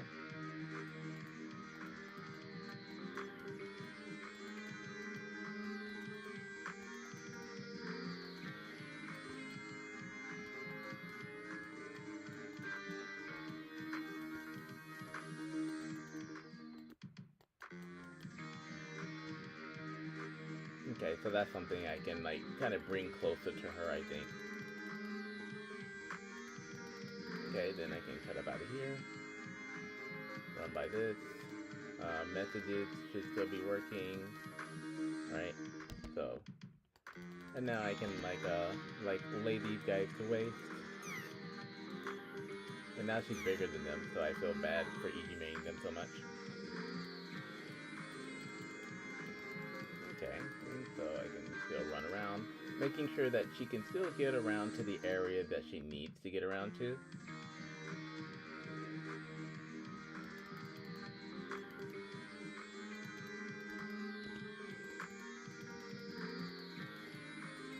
Okay.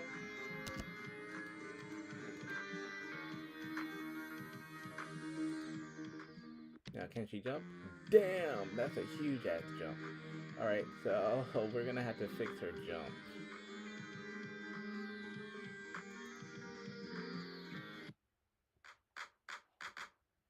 Okay, yeah, that's like one of the things because she just jumped straight off the screen.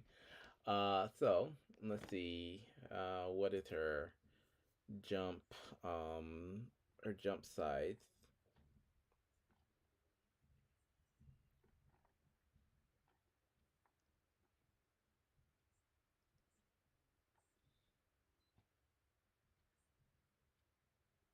Jump speed, jump delay, jump dash.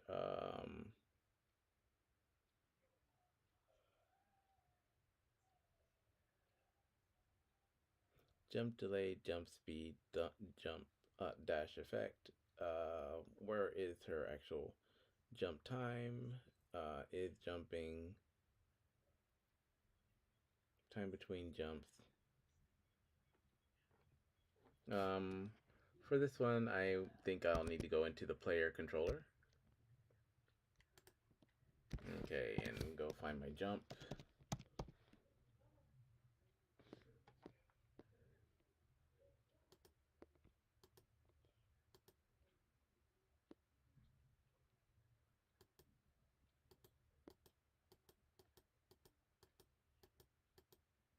Jump activated.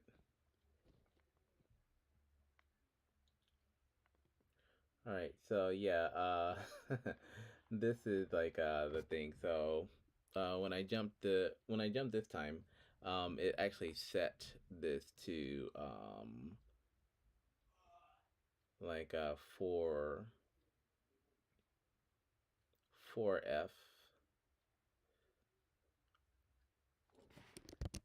So let me see what her default size is right now.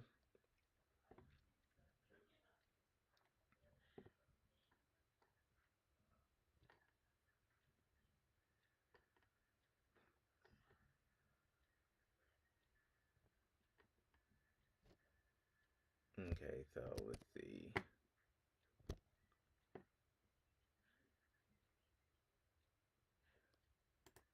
Okay, so it looks like her default is 0.7.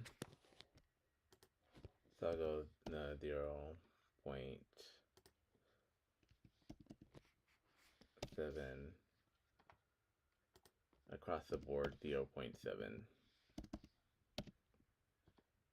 Because her dimensions are actually like a little bit different. And then for this, I'll go for 1.25.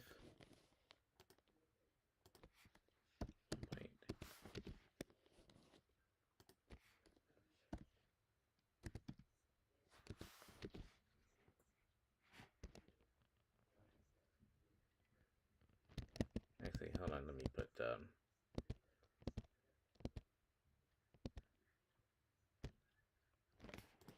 so I'll put the number for the old Chromia. So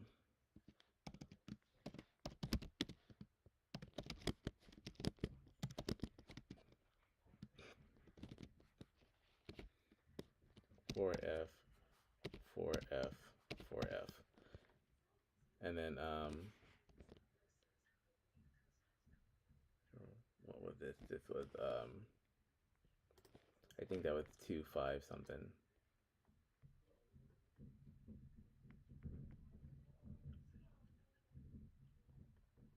2.3, yeah.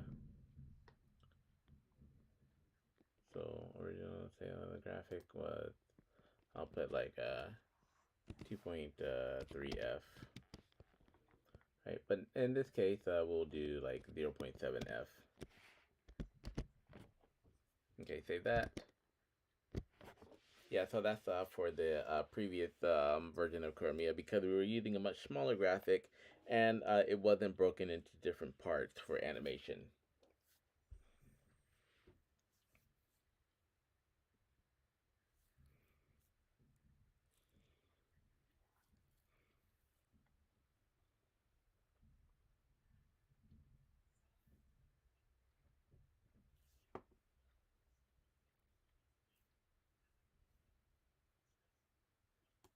Okay, so let's try this again.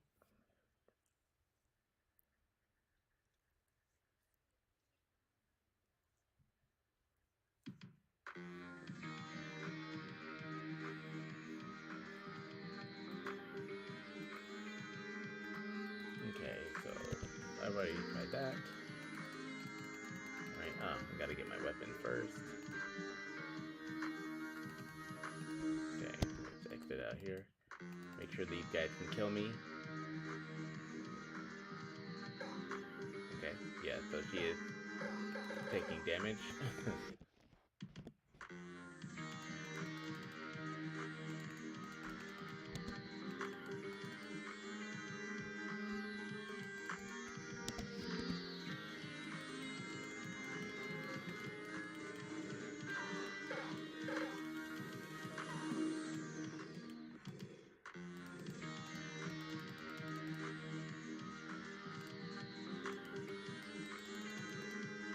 Oh shit. I died anyway.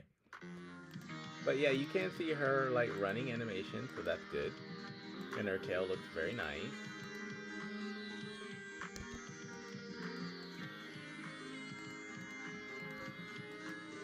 Okay, I'm gonna hit this, cut up out of here, and go ahead and blast these guys like Coolio.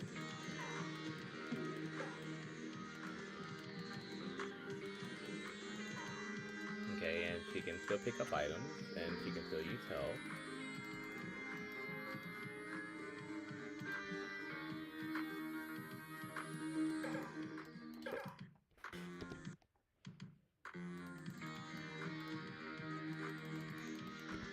I sometimes forget the timing on that thing.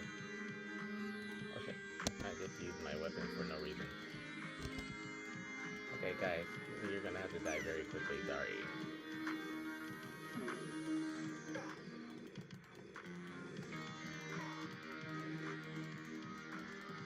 Hmm.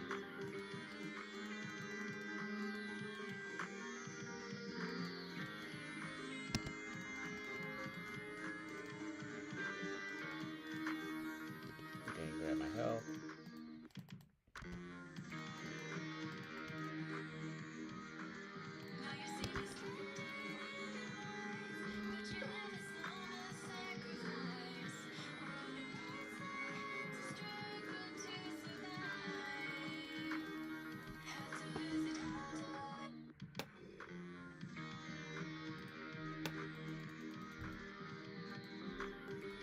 Okay, so the jump still needs some work.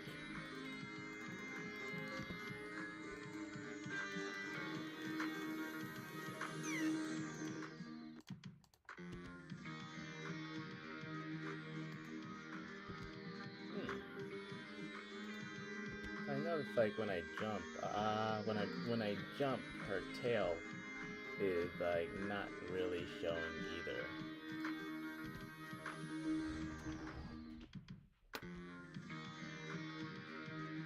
Yeah, that's a problem.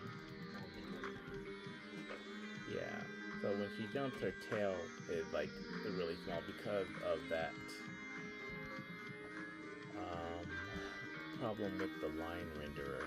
Well, one, she's too damn big, so I gotta fix that.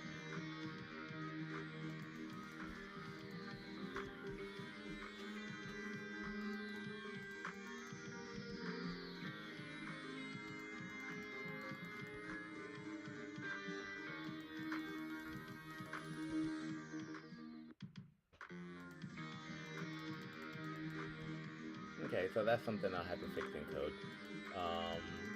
Yeah, because like her tail's too small and the rest of her body's too big when she jumps.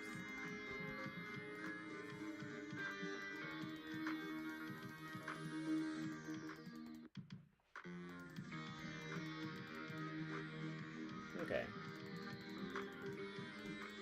So I'll try to think of an easy way to fix that. Alright, and now I need to see if her tracking beacon is being utilized.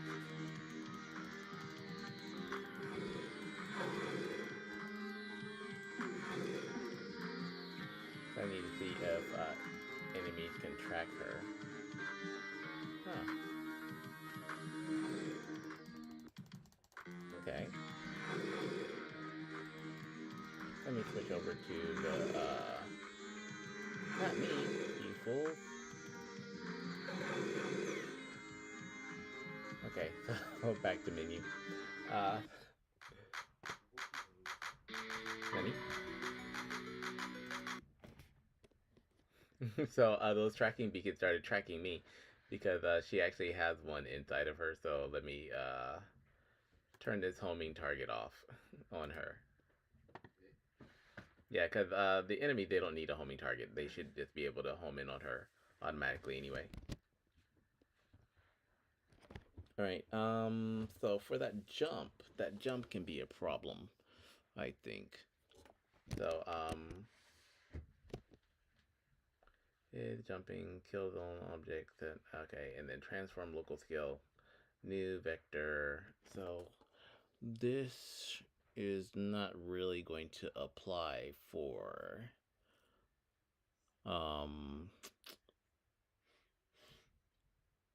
yeah, this might not really apply for this current version of Kuramiya because these are separate graphics.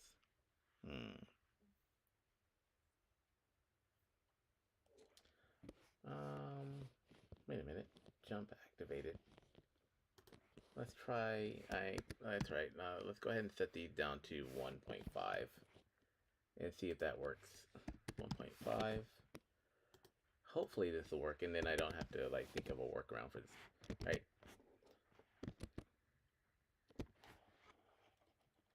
どうしたの？どうしたの？春休み終わりの時間割見て。うん。下行くか。Yeah, these are my two kids, so like that's my oldest and this is my youngest. So like they're getting ready for bed, I think.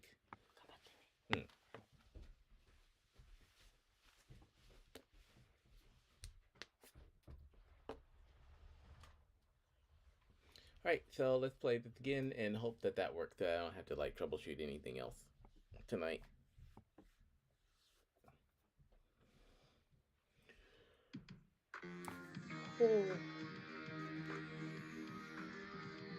Alright, so Fox is running, Fox is picking up stuff.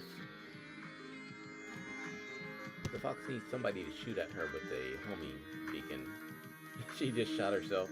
I mean, those beacons don't hurt her because, like, you know, they're designed for those projectiles are designed for enemies.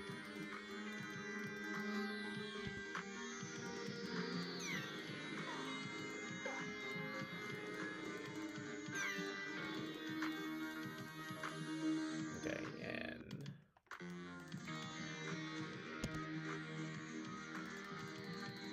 go, go, go. All right.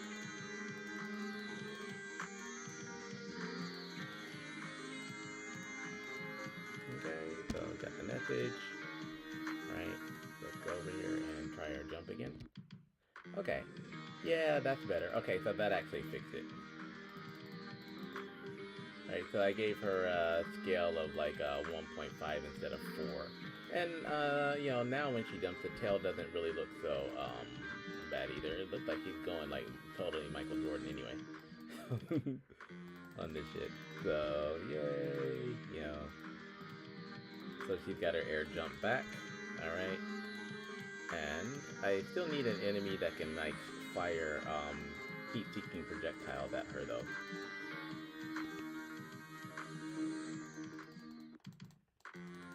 Okay. This is her dash attack. Boom, boom, boom. So, you know, I'll add some effects to that later. Okay.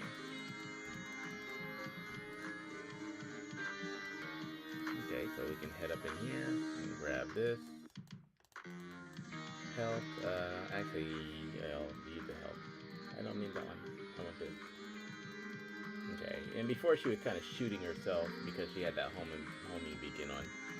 So, let's see if we can, like, remedy that shit. Oh, no!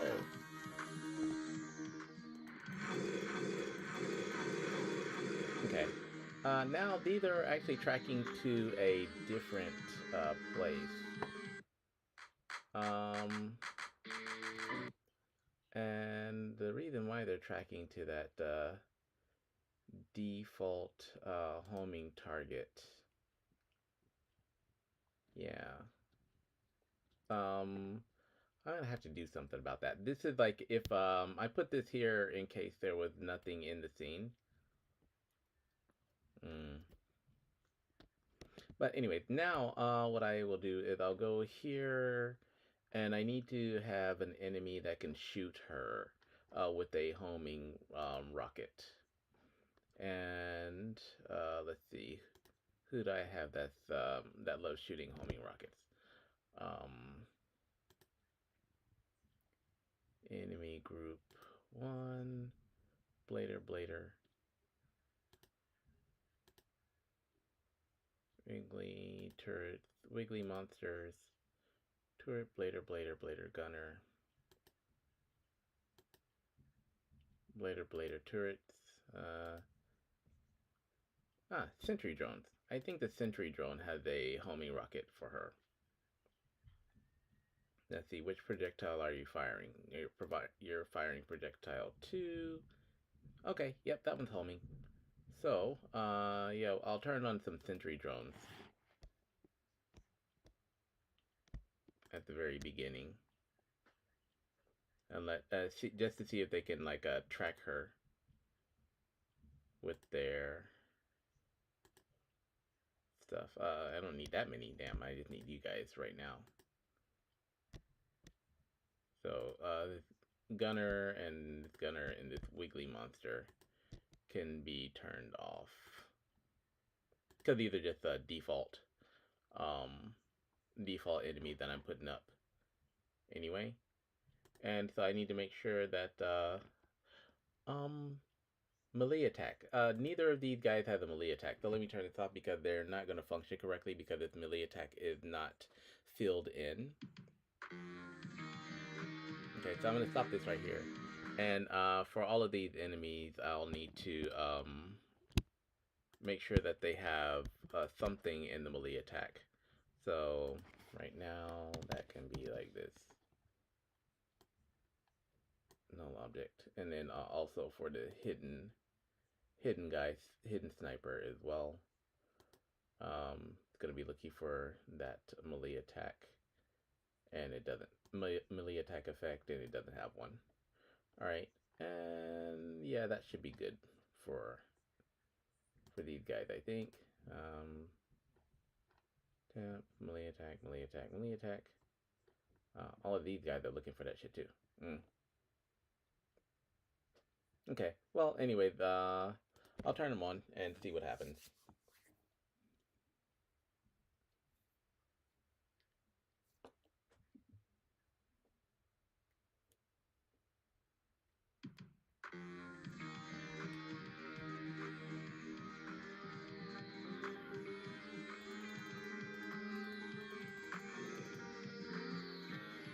Okay, I hear something shooting at me.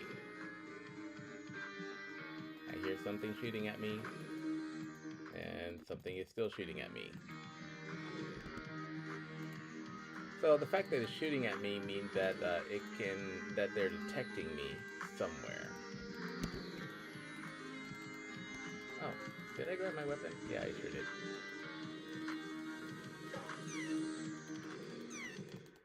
Okay.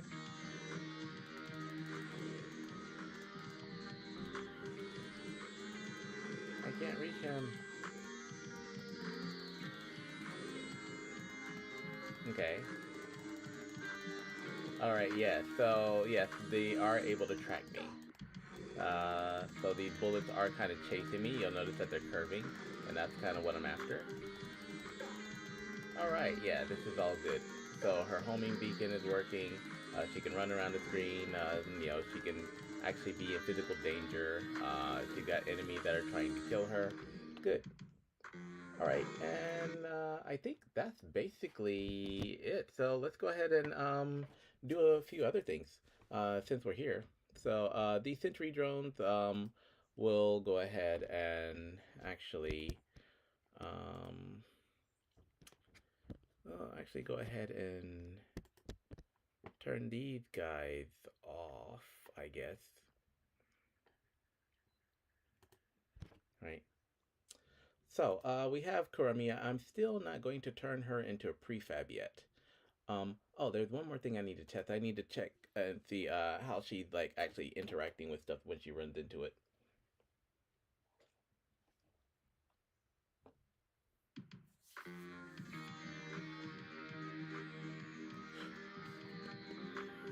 Okay, so like when she runs into a wall.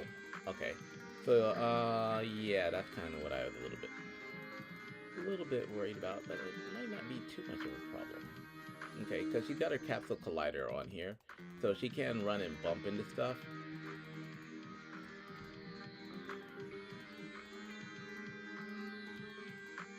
Yeah, so let me zoom in on here and see if I can find out where her main capsule colliders are.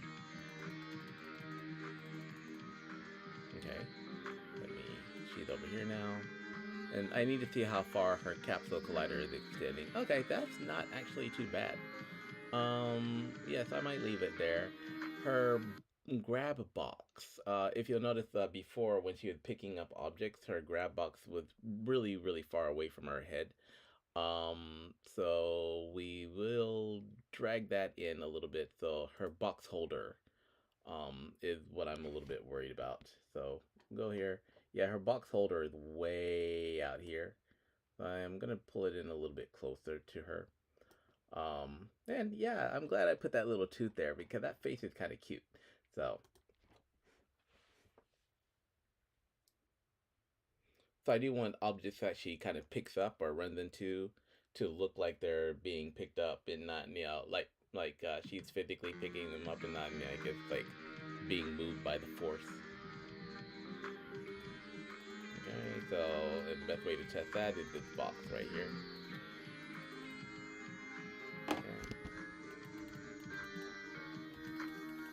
Okay, yeah, cool. So she can drop that. Okay. Yeah, this is good enough, I think.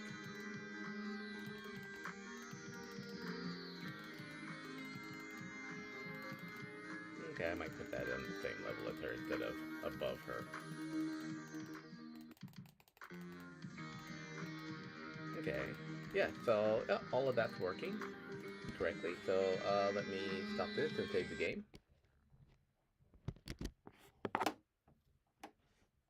All right, cool. So, yeah, now this is really starting to shape up. So we have like enemies that can actually damage the player and do some stuff. So, what we're going to do is we're going to take these enemies from. So we have our default enemies here.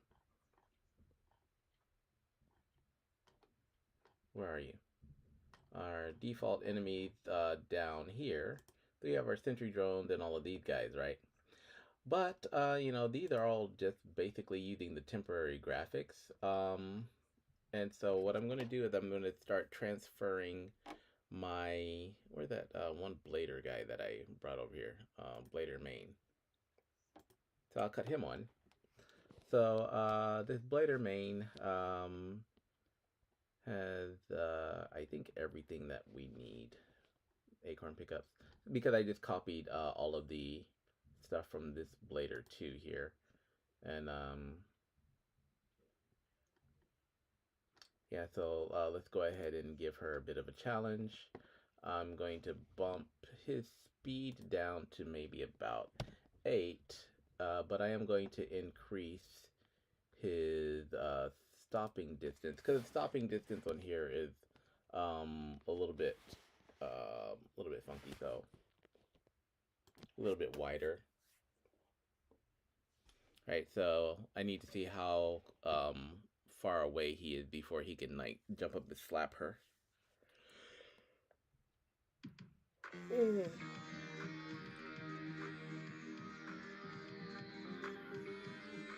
Okay, that's still a little bit close, I think.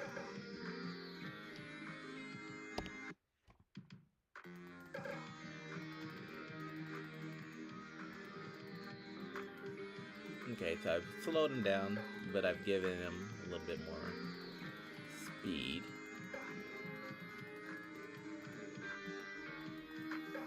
When he gets within this range, yeah, maybe he can.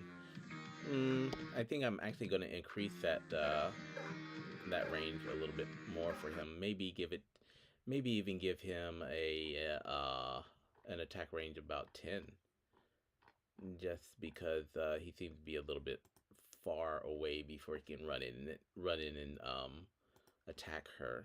So 8 and 8. Let's try 8 and 8 for him.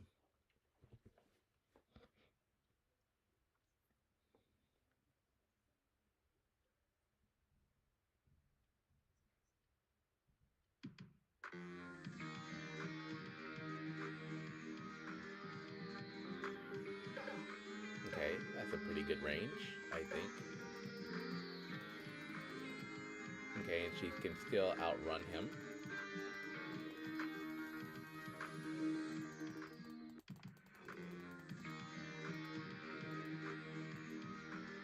Okay, but if she gets caught, he's just gonna run up on her and do like, you know, just start wailing on her. Start wailing on her. Alright, yeah, that's good. Right, yeah. Alright, so, for this guy, what I'm gonna start doing now is I'm gonna start replacing the enemies on this level with the enemies from our sandbox. And, so we have our Kuramiya, main. This player right here is, like, out of the picture, so this will be our player. I'm gonna name this one back to player default. So if you want to, you know, test, if you need a player for testing, you can use player default. But we're going to be working with Kuramiya main as the main player from now on, because she's the one that has all the animations on her. UI, cursor, elements should be all good. Pop-up dialogues we don't really have to worry about. Obstacles, we've kind of fixed her jump, so that's all good. Now all we need to do is start kind of swapping out the enemies. So we have our default enemies here. So I'm going to change this RDC Blader main to a prefab, finally. And the reason I'm going to change him to a prefab is because we are going to want him to be a spawnable enemy, because we do have spawners in this scene.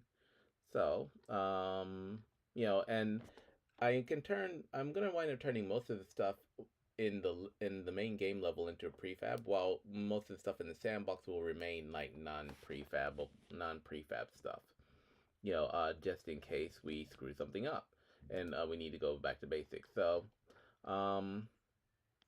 like, I'll go to prefabs, and I have a lot of prefabs in here. Some of them are like redundant. I know that you can go through and clean them out if you want to. But me, I'm not going to do that. So we got our Blader 1 main, and now I'm going to save this. And I'm going to go to my sandbox.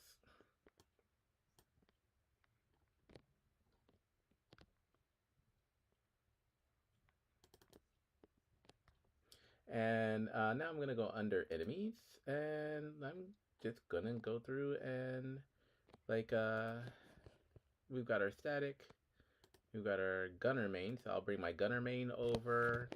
I will bring my sentry droid over. What else do we have? I will bring, we don't need a sniper. I'll bring the hidden guy over, because these are the ones that we kind of worked on before. Wiggly monster is already there. Stalking enemy, blitz enemy are just kind of different, like, renditions of these other guys.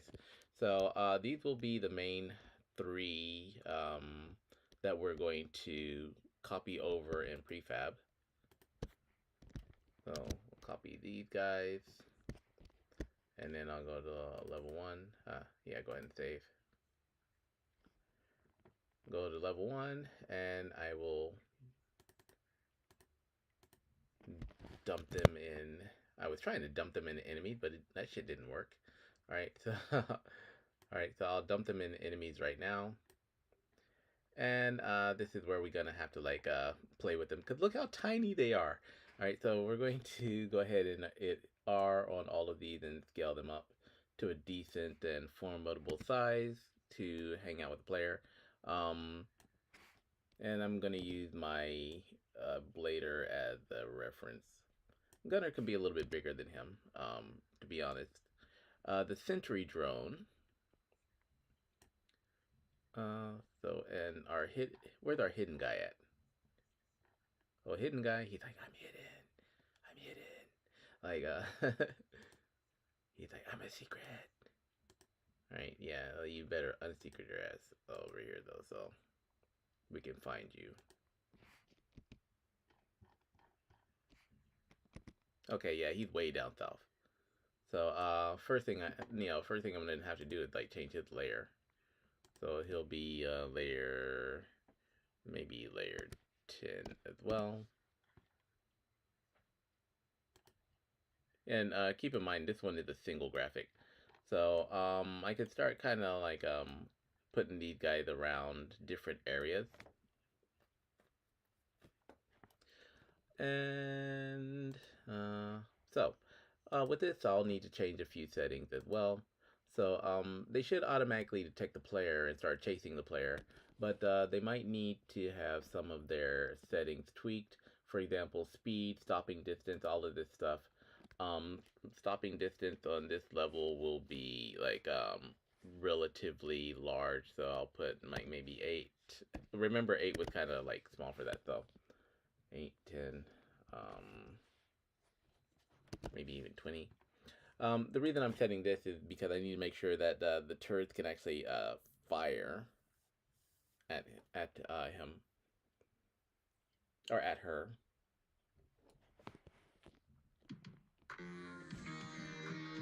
First, let's see if she's taking any damage from them.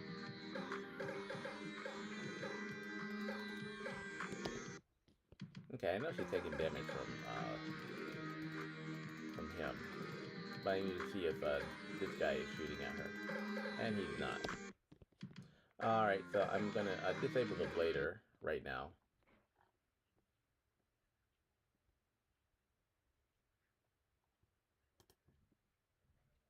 Okay, so I'll cut him off and see what is up with these guys. So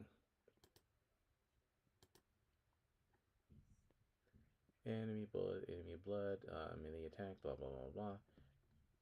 Enemy kills. Oh, okay. This is one of these are the main reasons why they're not functioning. So I need to go into the UI,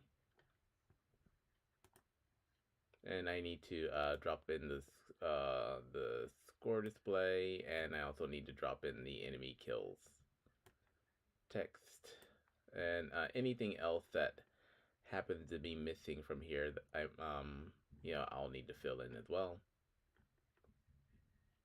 Okay, that should be good enough. All right, now let's play and see if they can attack me.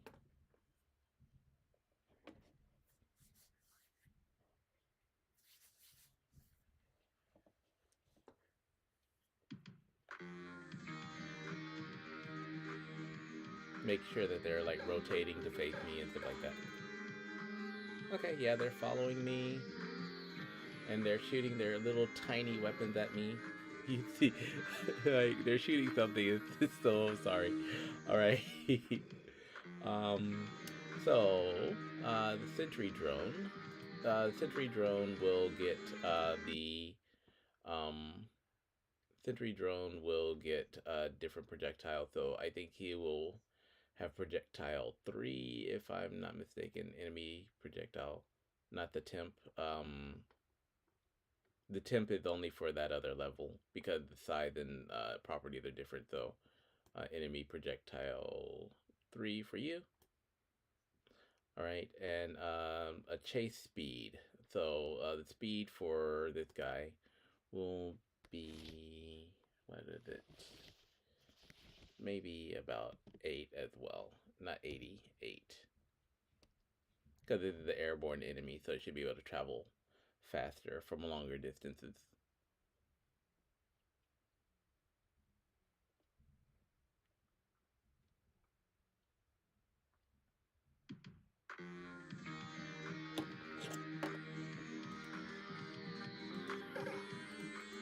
Okay, yeah, he's all up on me now. Okay, let me get up out of here. And okay, cool. So took him out with one shot though, so I'm gonna have to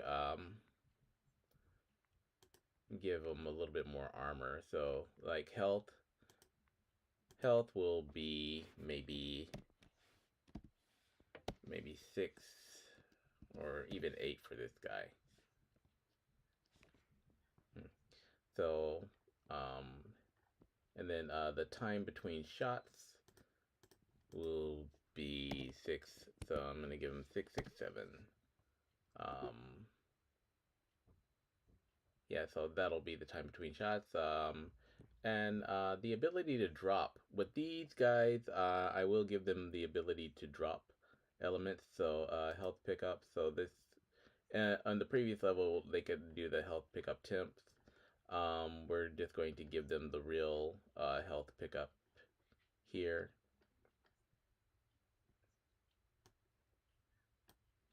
Okay, and if there's anything else, like maybe there is a pickup chance, like maybe a 10% chance of getting a scatter shot. But I mean, since they're flying over, places, maybe there's the chance that they might drop the scatter shot outside of the map to where the player can't reach it. So it's kind of Shogunai. Gunner main. The gunner main will have different projectile as well. So we're going to give him enemy projectile 1 for this level. Right. And instead of those little tiny ass baby steps he's taking, he can move at a speed of 5. Um, and he'll have a larger stopping distance, a stopping distance of about maybe 12. Or yeah, maybe a stopping distance of, I actually know, a stopping distance of 5, because I should be able to get pretty close to him, I think. Health will also be 5. Um, let's see, what was the Blader? The Blader's health was 3. I guess I'll give the Blader a health of 5 and max 5. Or 6. Yeah, like 6 and 6. The damage that the Blader does will be a 1, because I'm gonna be running around these guys a lot. For the gunner, he also does a 1. So for melee attack though, I think maybe the Blader needs a little bit of a heavier hit. So I'm just changing the settings like on the fly, so the damage can be like a 3. But since I'm giving him higher hit points and stuff now, then that means that Kuramiya's stats also kind of need to go up. So and that's why fortunately we're using a health bar. So for her health, right now her max health is 12. I'm going to bump that up to 20 for the moment. So 20. Actually, I'll give her a maximum health of 25. 25. Yeah. In this way, like enemies can get more hits on her. And also, they can, so I can start giving them higher damage for her. So in this case, the Blader, I'm gonna change his damage to her to 3. Okay, good. Camille, melee attack, good. Is a turret? No. Um, Pickup chance, can run. Yeah, so this is for the Blader.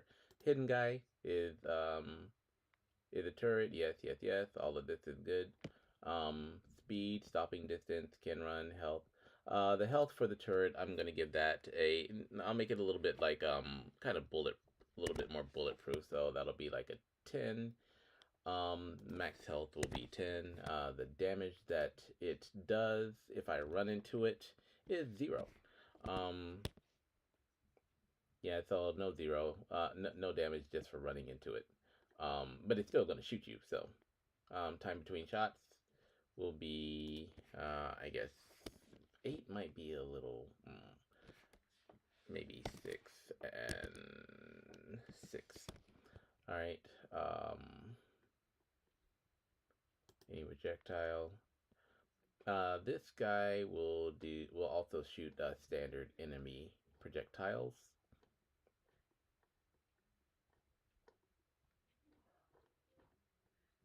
So enemy projectile 1.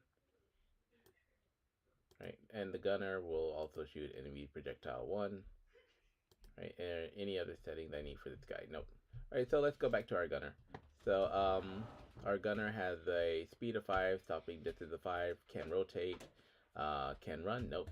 Health will be 5 and 5. Damage will be 1.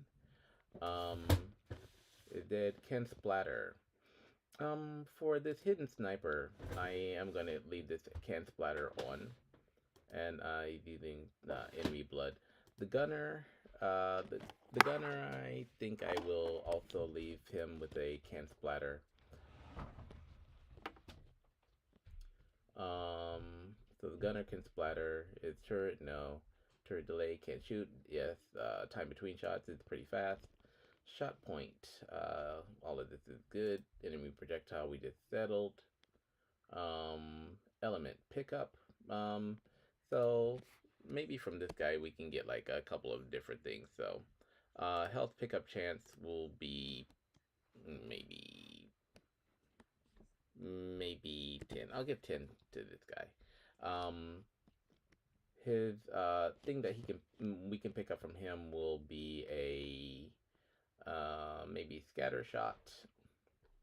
No, not scatter shot. A fan shot, and maybe a fan shot and a bomb. Oh, I forgot we have bombs. So let's see. Where's my bomb pickup and my So we can get a bomb and maybe a scatter shot from him.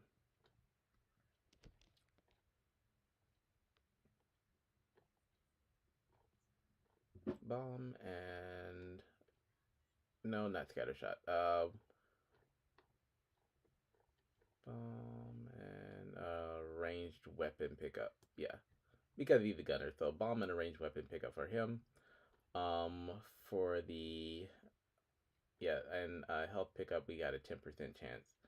Sentry drone, we can get a scatter shot. Health pickup chance and be like 0.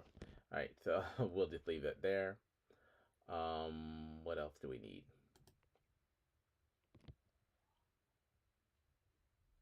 And now, for these guys, I'll need to make sure that they also have a physical body. So yeah, their physical body, and that's something that I'll need to do is I'll need to change the colliders on here, probably from box colliders to circle colliders. So we'll go with circle collider 2D. And get rid of this box collider. Alright, so we'll remove this component. And for the circle collider 2D, I'll expand this out. Give them a wider hit area. Alright, so this is the physical body, and we're also going to need to check the collider for, for the hit area. And this will be, this is his trigger area, but I'm going to remove this component and give him a circle collider 2D that will be a trigger. All right, and let me edit this to make the hit area a bit wider than the physical body. Yeah, so this will be his hit area. All right, and I made sure that was trigger. So hidden sniper, same thing. Let's go ahead and zoom in on him. All right, I think he's okay. Sniper, physical body. Where's your physical body at? Physical body, I'm gonna shrink it down to right around here. And then hidden sniper, your actual collider. Yeah, okay, circle collider, that's a little bit too big for you. So yeah, I'll move that there. All right, and then we've done the hidden guy, and I mean, I could just name this turret, so I think I am just gonna name this turret. I mean, it could be a turret. We can hide anything anyway because we got the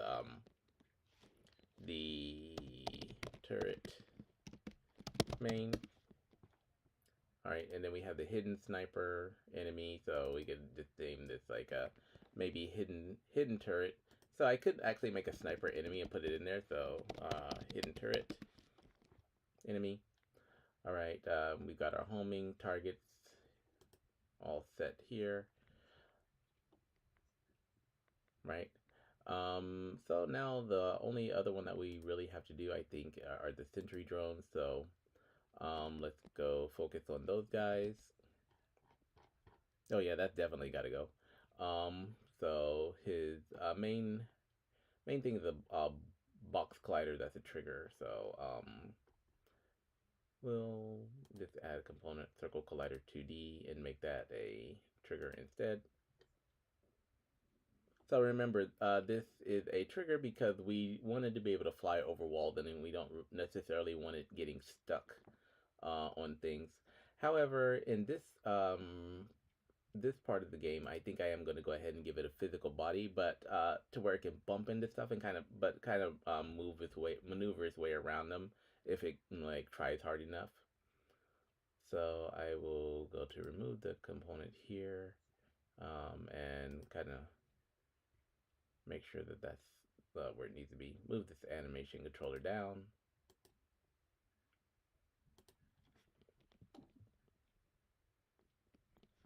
Right, and I'll need to edit this. So the physical body, I mean the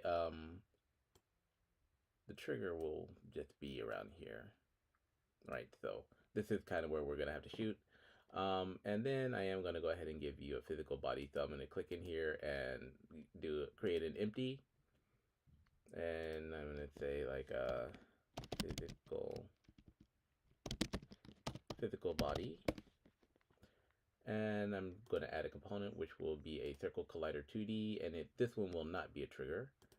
And this is so freaking tiny. Alright, so the physical body that we're going to use is probably just going to be, I guess, the head. Yeah, like, so it can bump into something, but it can kind of work its way around it. You know, that because it's so small. So it can interact with objects, but you know, if we move around it, it should be able to kind of maybe maneuver around. So we'll go with that for now, and then just change it later if it doesn't match. Alright, and are there any other things that we need to set for this guy? So, speed, stopping distance, can run, can melee attack. So this one cannot melee attack. Can splatter. Nah, I don't want splatters hanging around in the air. Melee speed attack. Its turret, no. Can shoot, definitely. Time between shots. So we already changed all of this. Changed all of this. Alright, and yeah, I think that's pretty good. So let's go ahead and test these enemies out first.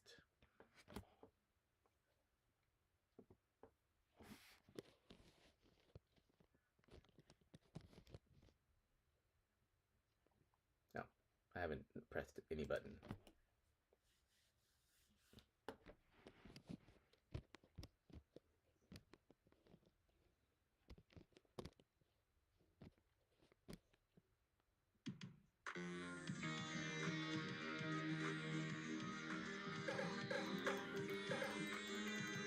Okay, yeah, cool. So she can outrun them, and they can still shoot at her.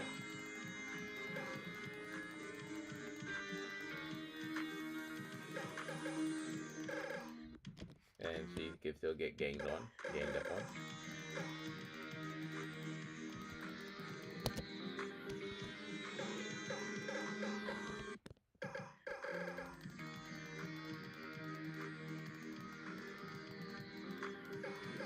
Okay, direct hit. So I'm just making sure that they can actually do some real damage to her at the moment.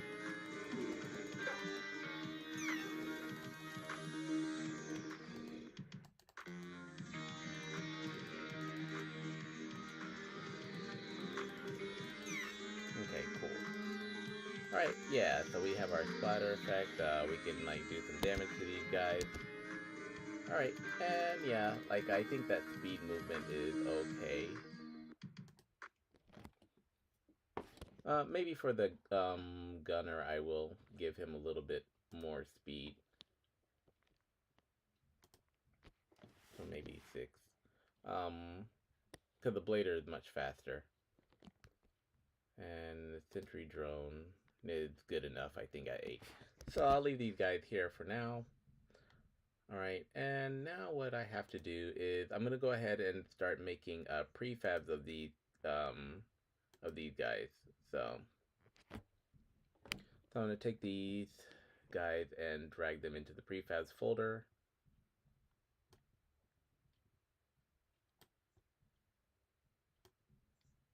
Whoops, not there.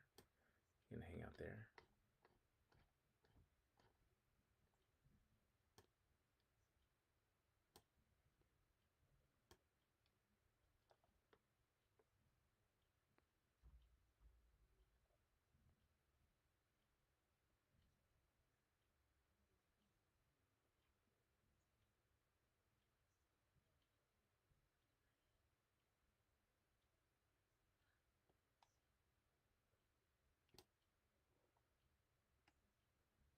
Okay. And so we got our blader. Is there anything that we need override here? Apply all. Yeah, for our blader.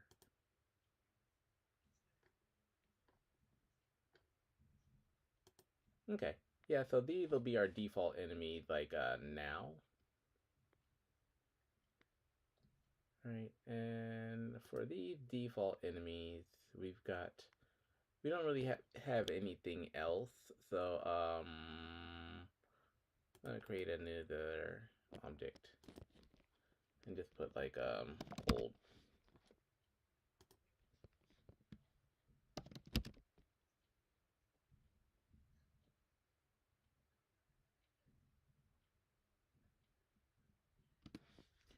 Okay, yeah, I don't really need that, so.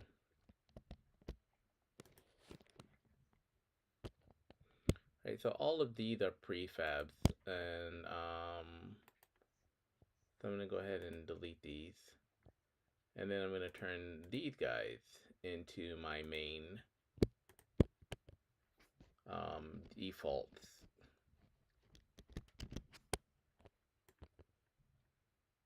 Default enemies. Okay, and so the reason I did that is because now I need to go ahead and start populating these with these enemies here. So I'm going to turn on enemy 1, and that's going to give me all of the enemy ones on the map. So this is my this is my enemy group 1. So I have a gunner that needs to be replaced, so I'm going to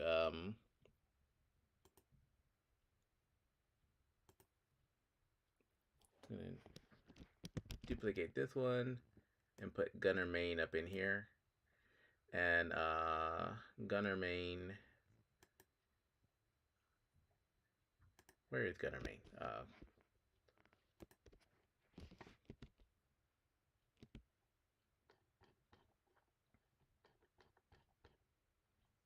Let me go ahead and turn off my UI so I can actually see what's going on here. So I'm turning off my UI. All right, and then I will go to gunner main.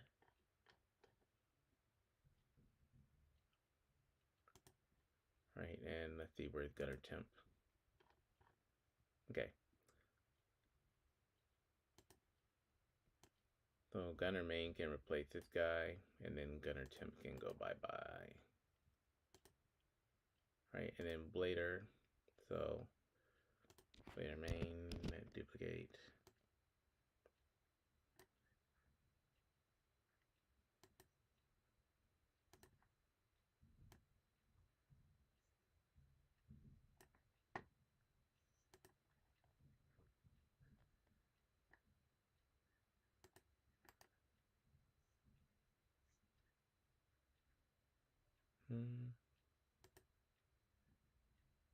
Okay, and so yeah, this kind of the same thing. So, and then we have like blader too. So I'm just kind of swapping these guys out now.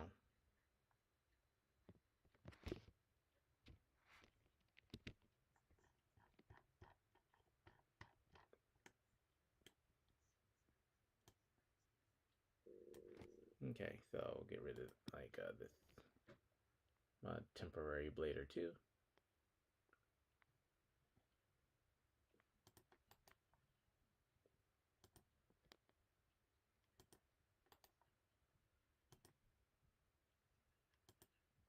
Okay, and yeah, I'll leave the turrets in there in case I want to use them. So I'll go ahead and turn these guys on as well.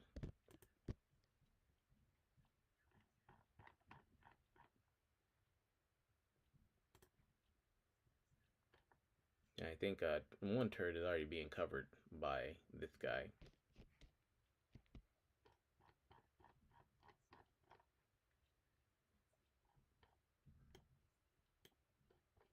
Okay, so I've got my turret main, so actually I'll name that RDC turret main, sorry.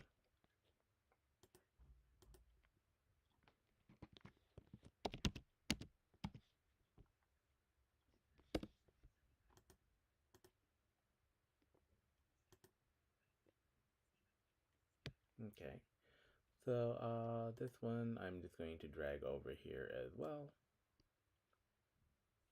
And let him kind of take the place of this.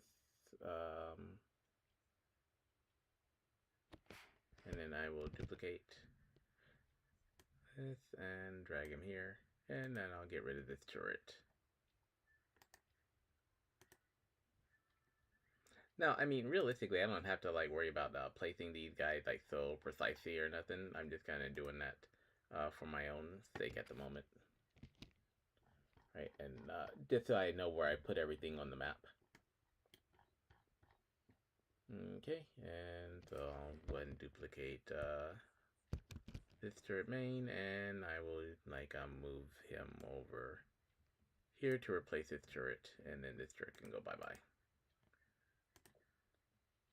Okay, so I think these guys can now take a nap.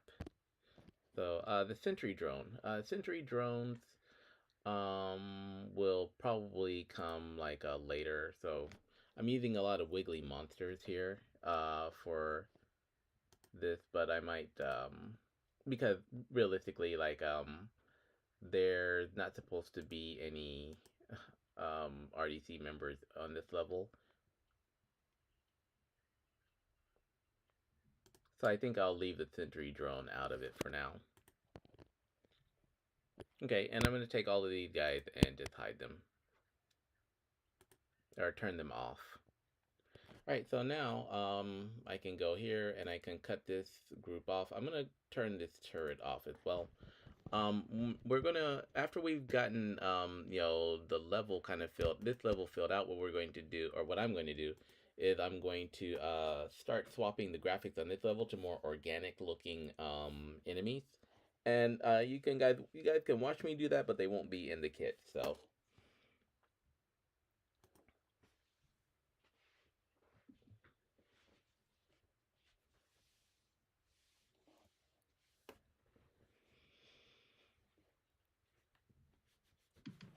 Man, it just got really cold in here.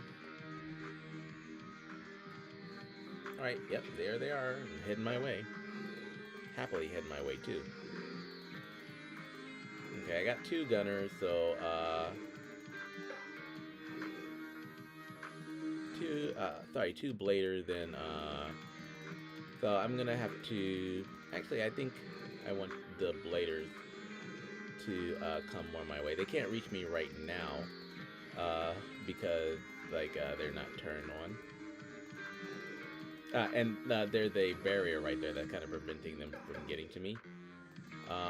Yeah, but I don't think I want them shooting as much as they actually are. So I'm gonna turn the bladers off, and for their can shoot, blader main, like time between shots. Oh yeah, that's way too high. So yeah, you guys shouldn't be shooting me for, you know, until like 10 or something like that. Yeah, so because your job is to run up on me and like is to bum rush me. So right.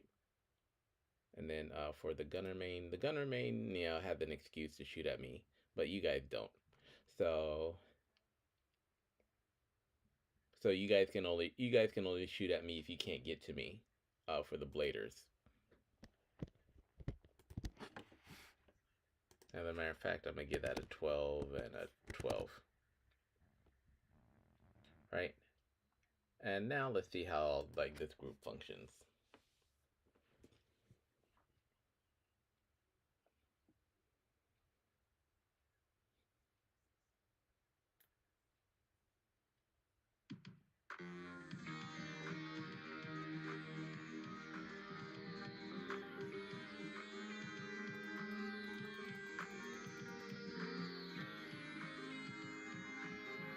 Okay, yeah, he's crossed the bridge, but he can't shoot me yet.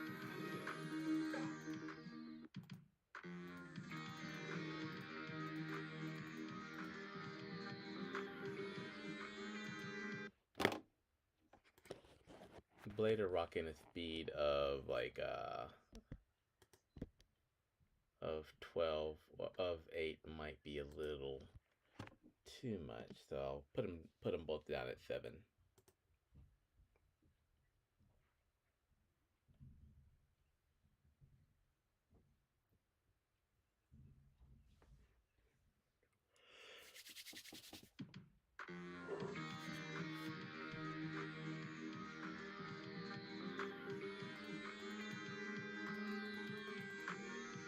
Okay. That works. That looks a little bit better, in terms of balance for the first level. Huh. Oh, okay. So they can all shoot on 4. So that's something else. Because the gunner is shooting me like every 4 seconds.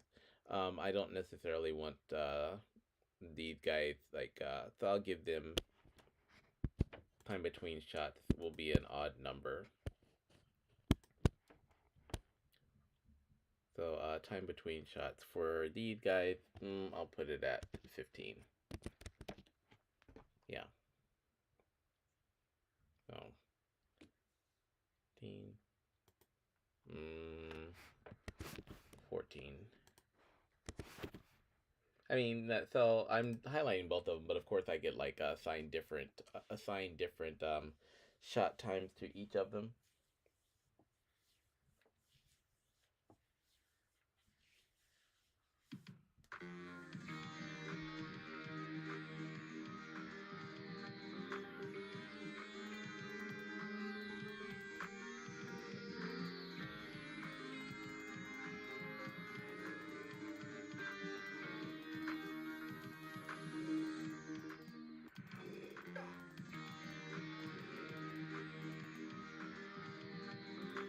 Okay. As a matter of fact, I think I will. So one of these guys they'll get a 11, and the other one will get a 15. So 11, 15, 11, 15, and I'll also switch the speed up on them a little bit too. So speed will be maybe 6. Right, and so you can kind of tweak the enemy just to kind of balance the level out. All right, so like let's go ahead and play this, and then I'll do the other couple of groups, and then call it night. And then from tomorrow, I think we'll probably be working on more projectiles. Okay, yeah, so they're really after me. Okay, so I shall let them come now. Alright, and see how fast they can gain on me. Okay, yeah, now this is a battle. Holy shit, what happened? Oh, I don't have my UI. That's what happened. Alright.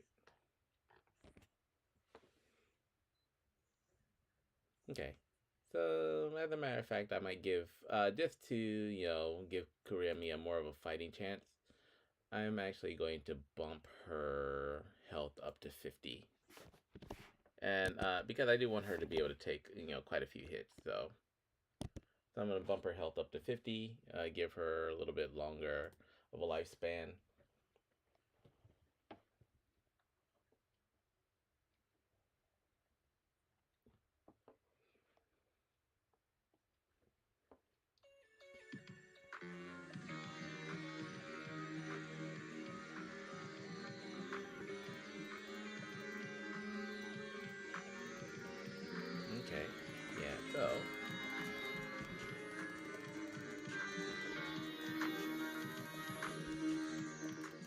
bro. Okay, so not as easy to kill anymore.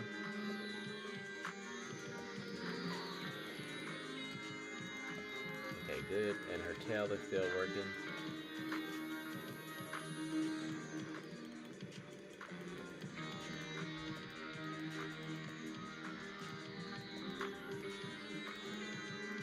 Okay, so now we can like start working on the effects and stuff, I think.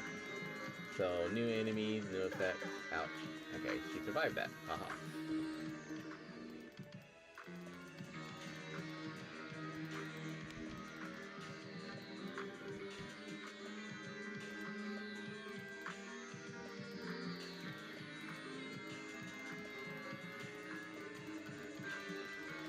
Okay, I think I picked this up though.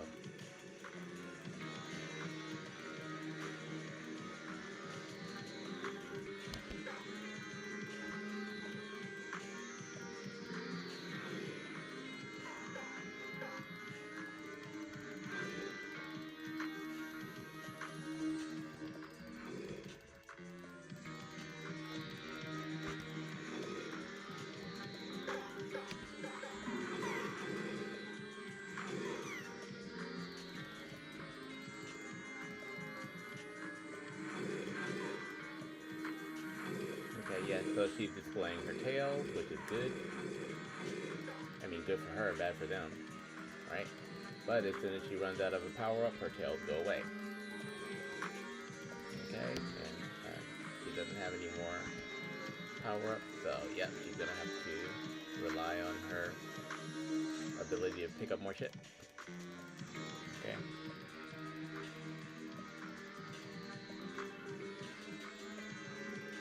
Okay, yeah, her inventory is way full.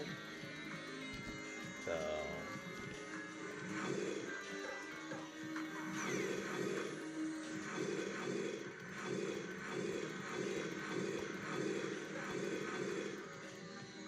okay, I'm gonna have to fix that somehow.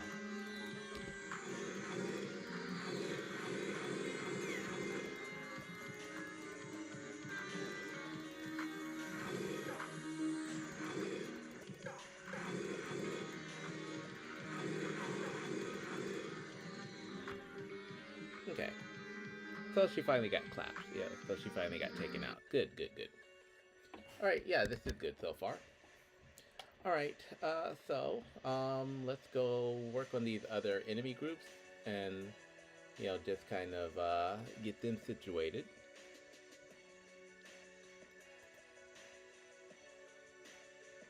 Now, I wish there was a way that I could actually just, click on an enemy and replace it with something. Can I replace? Yeah, that's more like a Flash or an Adobe Animate thing, being able to swap out. Alright, so I have to do this manually.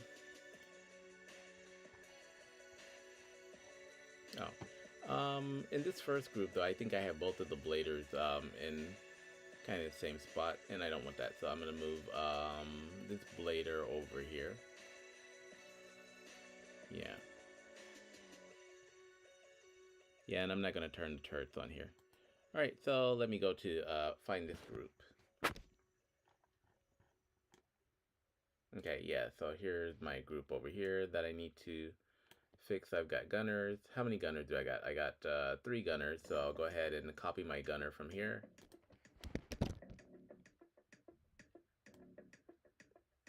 And move him over here. I'll copy my blader from here. And I'll also move him over here. So in this group, I've got gunners, that I got bladers, and I got wiggly monsters. But mostly gunners and bladers. So I'll take these guys and drop them into this group. Now the reason I'm using groups is because the groups are actually triggered by can be triggered by the conversation. Alright, so Gunner main is going to replace this guy. and then so delete, and then we're gonna duplicate gunner main, and he's going to replace this guy.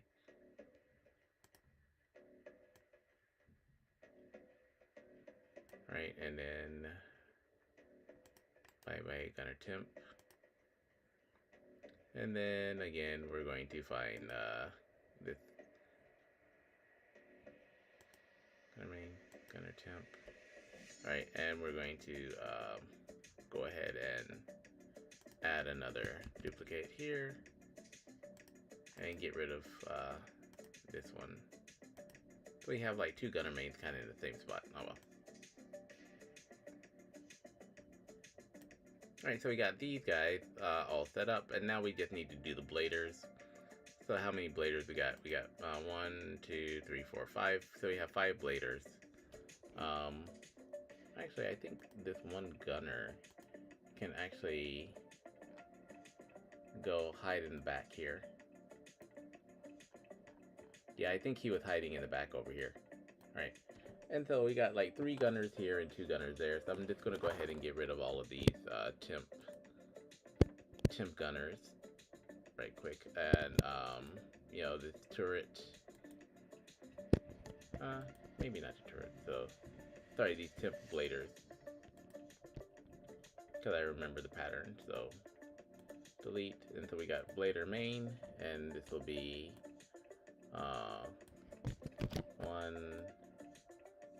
2, 3, and then we are going to have 4, and then we're going to have 5 over here. So these will be our 5 gunners. So or our like 5 troublemakers, I guess. Nope. Okay.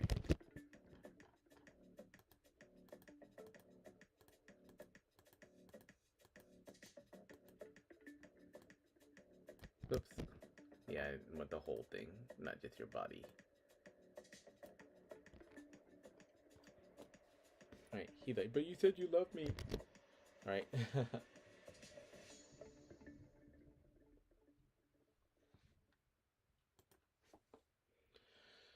Alright, so let's see these guys in action.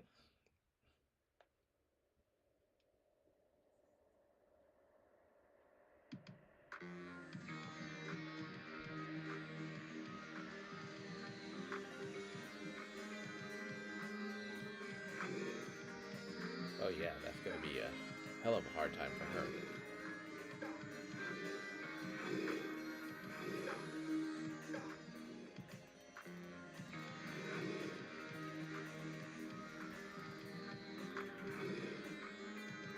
Okay. Well, either way, like these enemy groups will be turned off. So, especially this default enemy. So, this will be off, and this enemy group will be off. Now, this enemy group will also be off.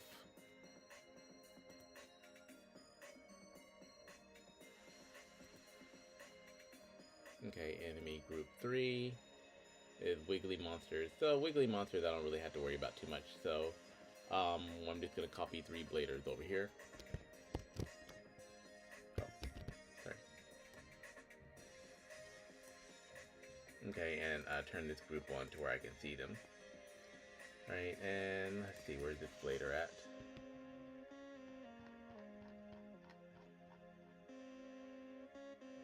Okay, so this blader main is here, and this blader here. You got these 3 right here, so I'm gonna go ahead and move this blader here, and duplicate, duplicate here. Okay, and so that takes care of these guys.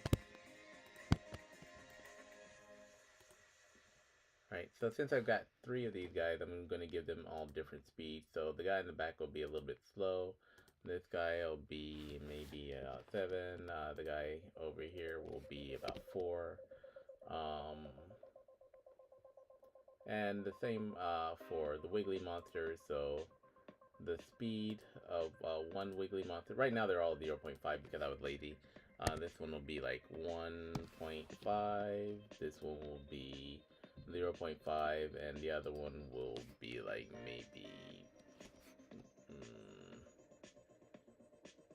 yeah, 0.8 or something. So 1.5, 0.8, 0.5. Alright, and this wiggly monster will be the will be the 1. Alright, so you got these guys. The bladers here will also have different speeds. So we got like 4, 7, 6, and then like we have this guy who's like, you know, hyper aggressive, trying to get the kill before anyone else. And then we got this guy that just kind of hangs out in the back, or hangs out wherever he is, and he had like no motivation, so he's got 3. Okay, and also their time between shots will kind of reflect that. So time between shots for this guy will be 4. Oh, sorry, for this guy will be, time between shots will be 11, 15, tab 15, tab 8, tab 21. 21, and a blader like 12.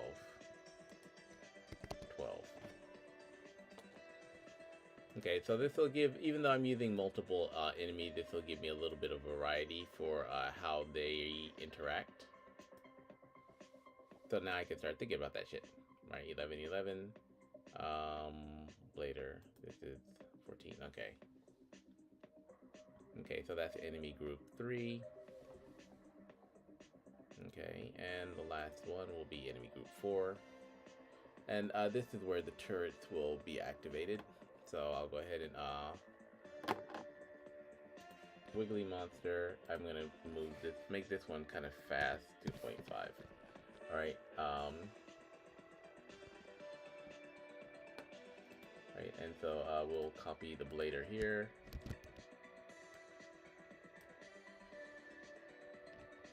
Okay, and also copy the gunner. Or duplicate the gunner, sorry, duplicate the gunner.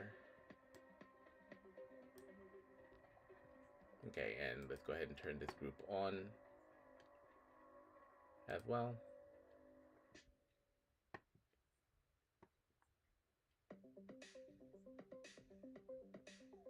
Okay, so who do we have?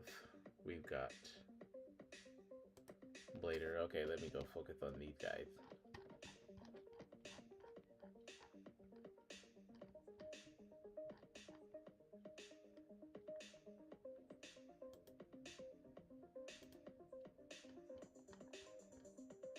Okay, so this blader can replace this guy.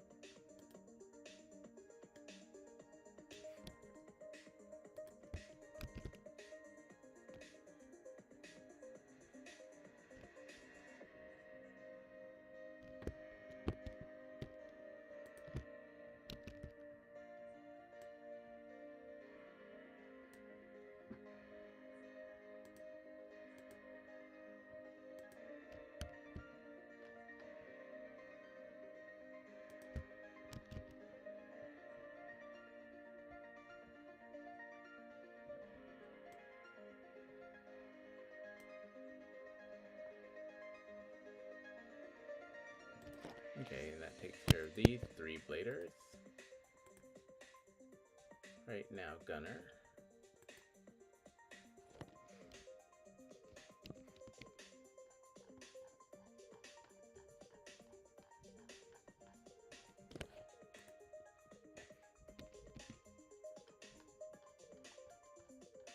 Okay, there he is.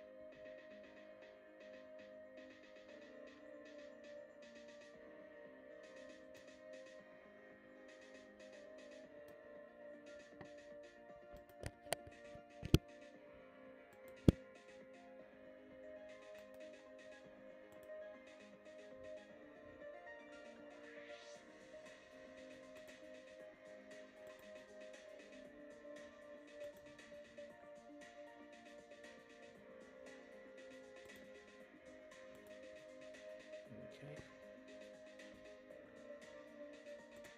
And we'll copy this turret as well.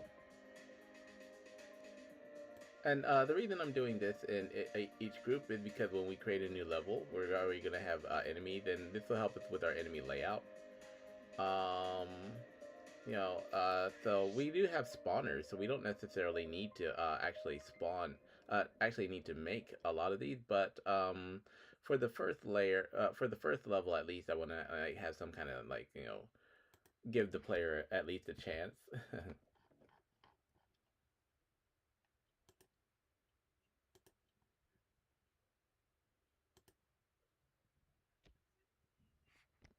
Okay. Oh, let me find. Oh, okay. So here's turret main right here. And then the other turret is over here.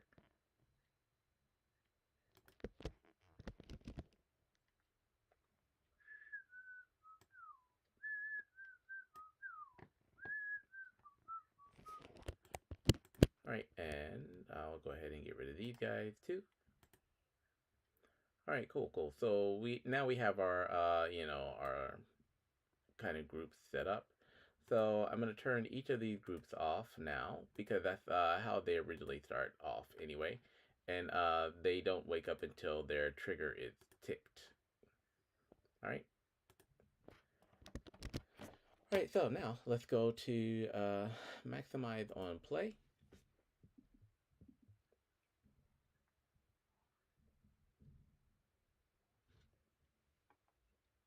And let's go ahead and play this bad boy. And then I think that will basically be it for actually how to set this up. I'm still, explaining while I'm kind of doing stuff and kind of thinking about that, so that's why it's taking me so long. But once I'm not streaming this, I'll be able to build the game much faster. All right, cool. So this is what Coremia looks like at the moment, and we're gonna run up in here, grab our handy dandy weapons, and go blast some people. All right, and I can still run over here, grab my boxes if I want to, do my pickup, and drop this over here. Can still open my doors, pick up my nuts, complete my puzzles.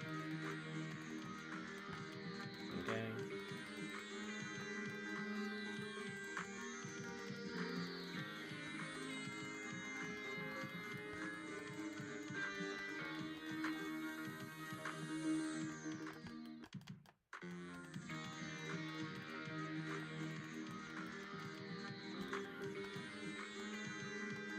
We have her nice little cute run animation here.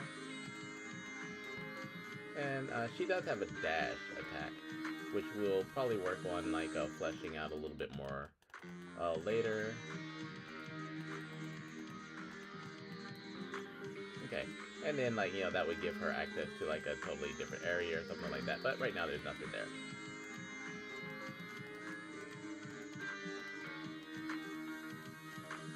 Okay, yeah, so this is looking pretty nice so far. Alright, so now I'm gonna have to answer this link.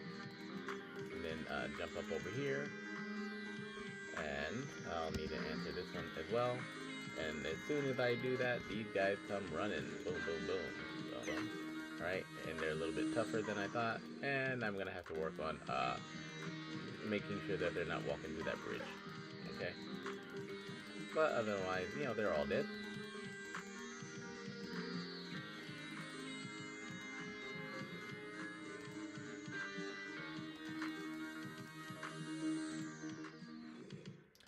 So some of these tiles actually will actually be a problem because of the layer that they're on. Right, so. Okay, she doesn't need that apparently, and she can't pick that up anyway. So, over here, and now we'll work on her jump. Yay. Okay. So she can't pick any of this shit up right now. And she can't drop any items because I don't have her UI turned on. So, let's see. That would be a death sentence. So, let's see if I can, like, shoot him instead. Okay, good. Okay, and can I grab this? Nope. So, I'm gonna have to answer this call.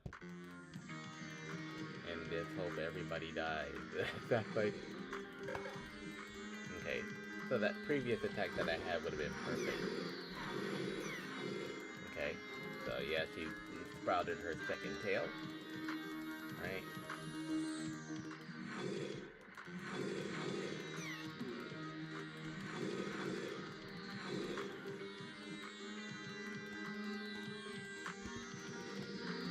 Okay, so she had one of these in backup. Alright, one of these in reserve. Good, good, good.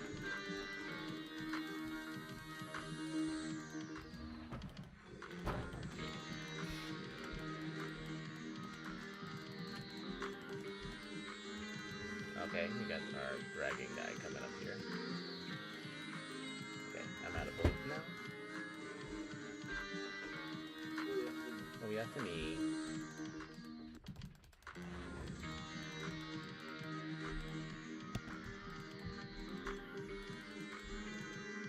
Okay, so now this is an area that's going to be kind of silly. Boom, boom. Yep, yep. And I'm going to have to increase the power of these.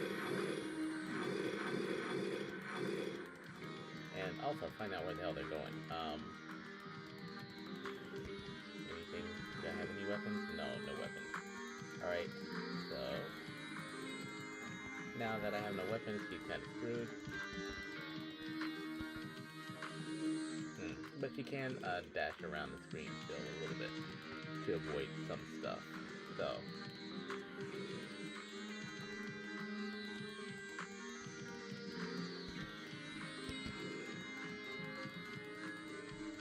okay, yep, this looks pretty nice.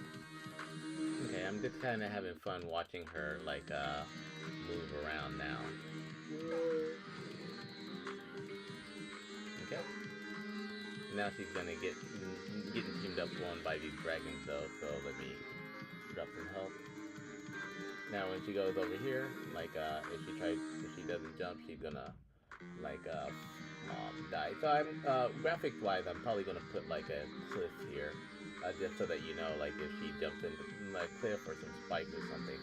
You know, right now she's just kind of running off and hoping that she can make it, but there's no indicator that this is a dead zone for her, except for this big ass jump right here. All right, so yeah, that's gonna be it for this game, I think. So let's go ahead and hit R, because we don't have the UI up on it. So I'm going to actually export this and put it on itch. So I'll be updating this in a little bit. And I'm going to go ahead and stop this stream because I've been streaming for a while now. And yeah, like I will continue with building this game. Code-wise, we haven't really done anything too much. I'm still kind of, I was actually able to fix this. So and like it was just kind of like the difference between whether we want her to walk or to run. So you can like kind of choose to set either or. What I did is walking is true, blah blah blah blah. I just set this to run by default, I think. So I might troubleshoot that later. I might not, just depending on how I feel about it. But we do have like some boolean that I can kind of set if necessary. But I think that run animation kind of looks good for her. Um, so I'll get back on that tomorrow. All right, so yeah, I'm gonna go ahead and stop this stream for now. Eat something, take a break, get some rest. But I think we've done some pretty good work on this today. With the way that it kind of looks and the way that the animation kind of flows. So now we can start doing more fun stuff like getting into like adding. I'm not gonna worry about building too many more enemies. Like unless I feel like it. The other enemies that I built were just kind of like to demonstrate how you can build stuff with the kit in the sandbox. I keep on calling it a sandbox, but it's actually marked sample scenes. I am going to change that, I think. Um, yeah. So remember, sandbox is your best friend when it comes to building elements. That tail is going to be in the way until you do something with it. So, but because it's part of Kuramiya now, like you might just want to leave it there, and there's not really so much. I don't know why it does that, but there's not really so much you can do about it. So, except for just kind of get over it and deal with it. All right, so all right, so like if I figure out how to get that out of the way, though, I'll let you know. All right, so yep, let's go ahead and end this one. And I will be back on tomorrow with more graphic stuff. Probably just adding more details to the level. I don't think I'm gonna hand draw the graphics for my game though. So I've shown you how to do graphics and how I do graphics. But in order to save time so I can get back to my other game, I think I will start using like some assets in this. So I'm gonna test out a few to see one that would look good in this particular type of game and particular type of setting with the story, and then I'll start using those. And we are going to like switch this over to UPR, the Universal Pipe Renderer, which is not set up for right now. So we can like start playing with like more environment and more lighting and stuff like that, right? So, if you like these, like this demo, and like what you're seeing, and want to make your own games without having to do any code, download my 2D game kit from creativemv.com, and you can just pick it up here. And right now you can get it for a pretty cheap price, but the more stuff I add to it, the more expensive it's going to get. And the more people who buy it, the more it's probably gonna the price will increase as well, because I'm just gonna keep on adding functionality to it, and I'll be using this kit to build my other games as well, because it's just gonna be like lightning fast now that I've gotten all of the necessary coding done, and I can just start adding like other random stuff that I want in there. So yes, please stop by, check this out. You can like keep playing the updated games on itch.io. Leave your feedback. Let me know if there's any other elements that you kind of want me to add to this, and I'll see if I can do that. Like maybe on later on down the line. But yeah, like that's going to be it for tonight. Just stop by my website, check this out, check out my other games. If you want to buy an NFT, here's the $4,000 NFT for you to buy of one of the characters from my other game. And I will see you guys probably tomorrow. All right, so logging off for now. Everyone have a good night. Take care, and I will see you again soon.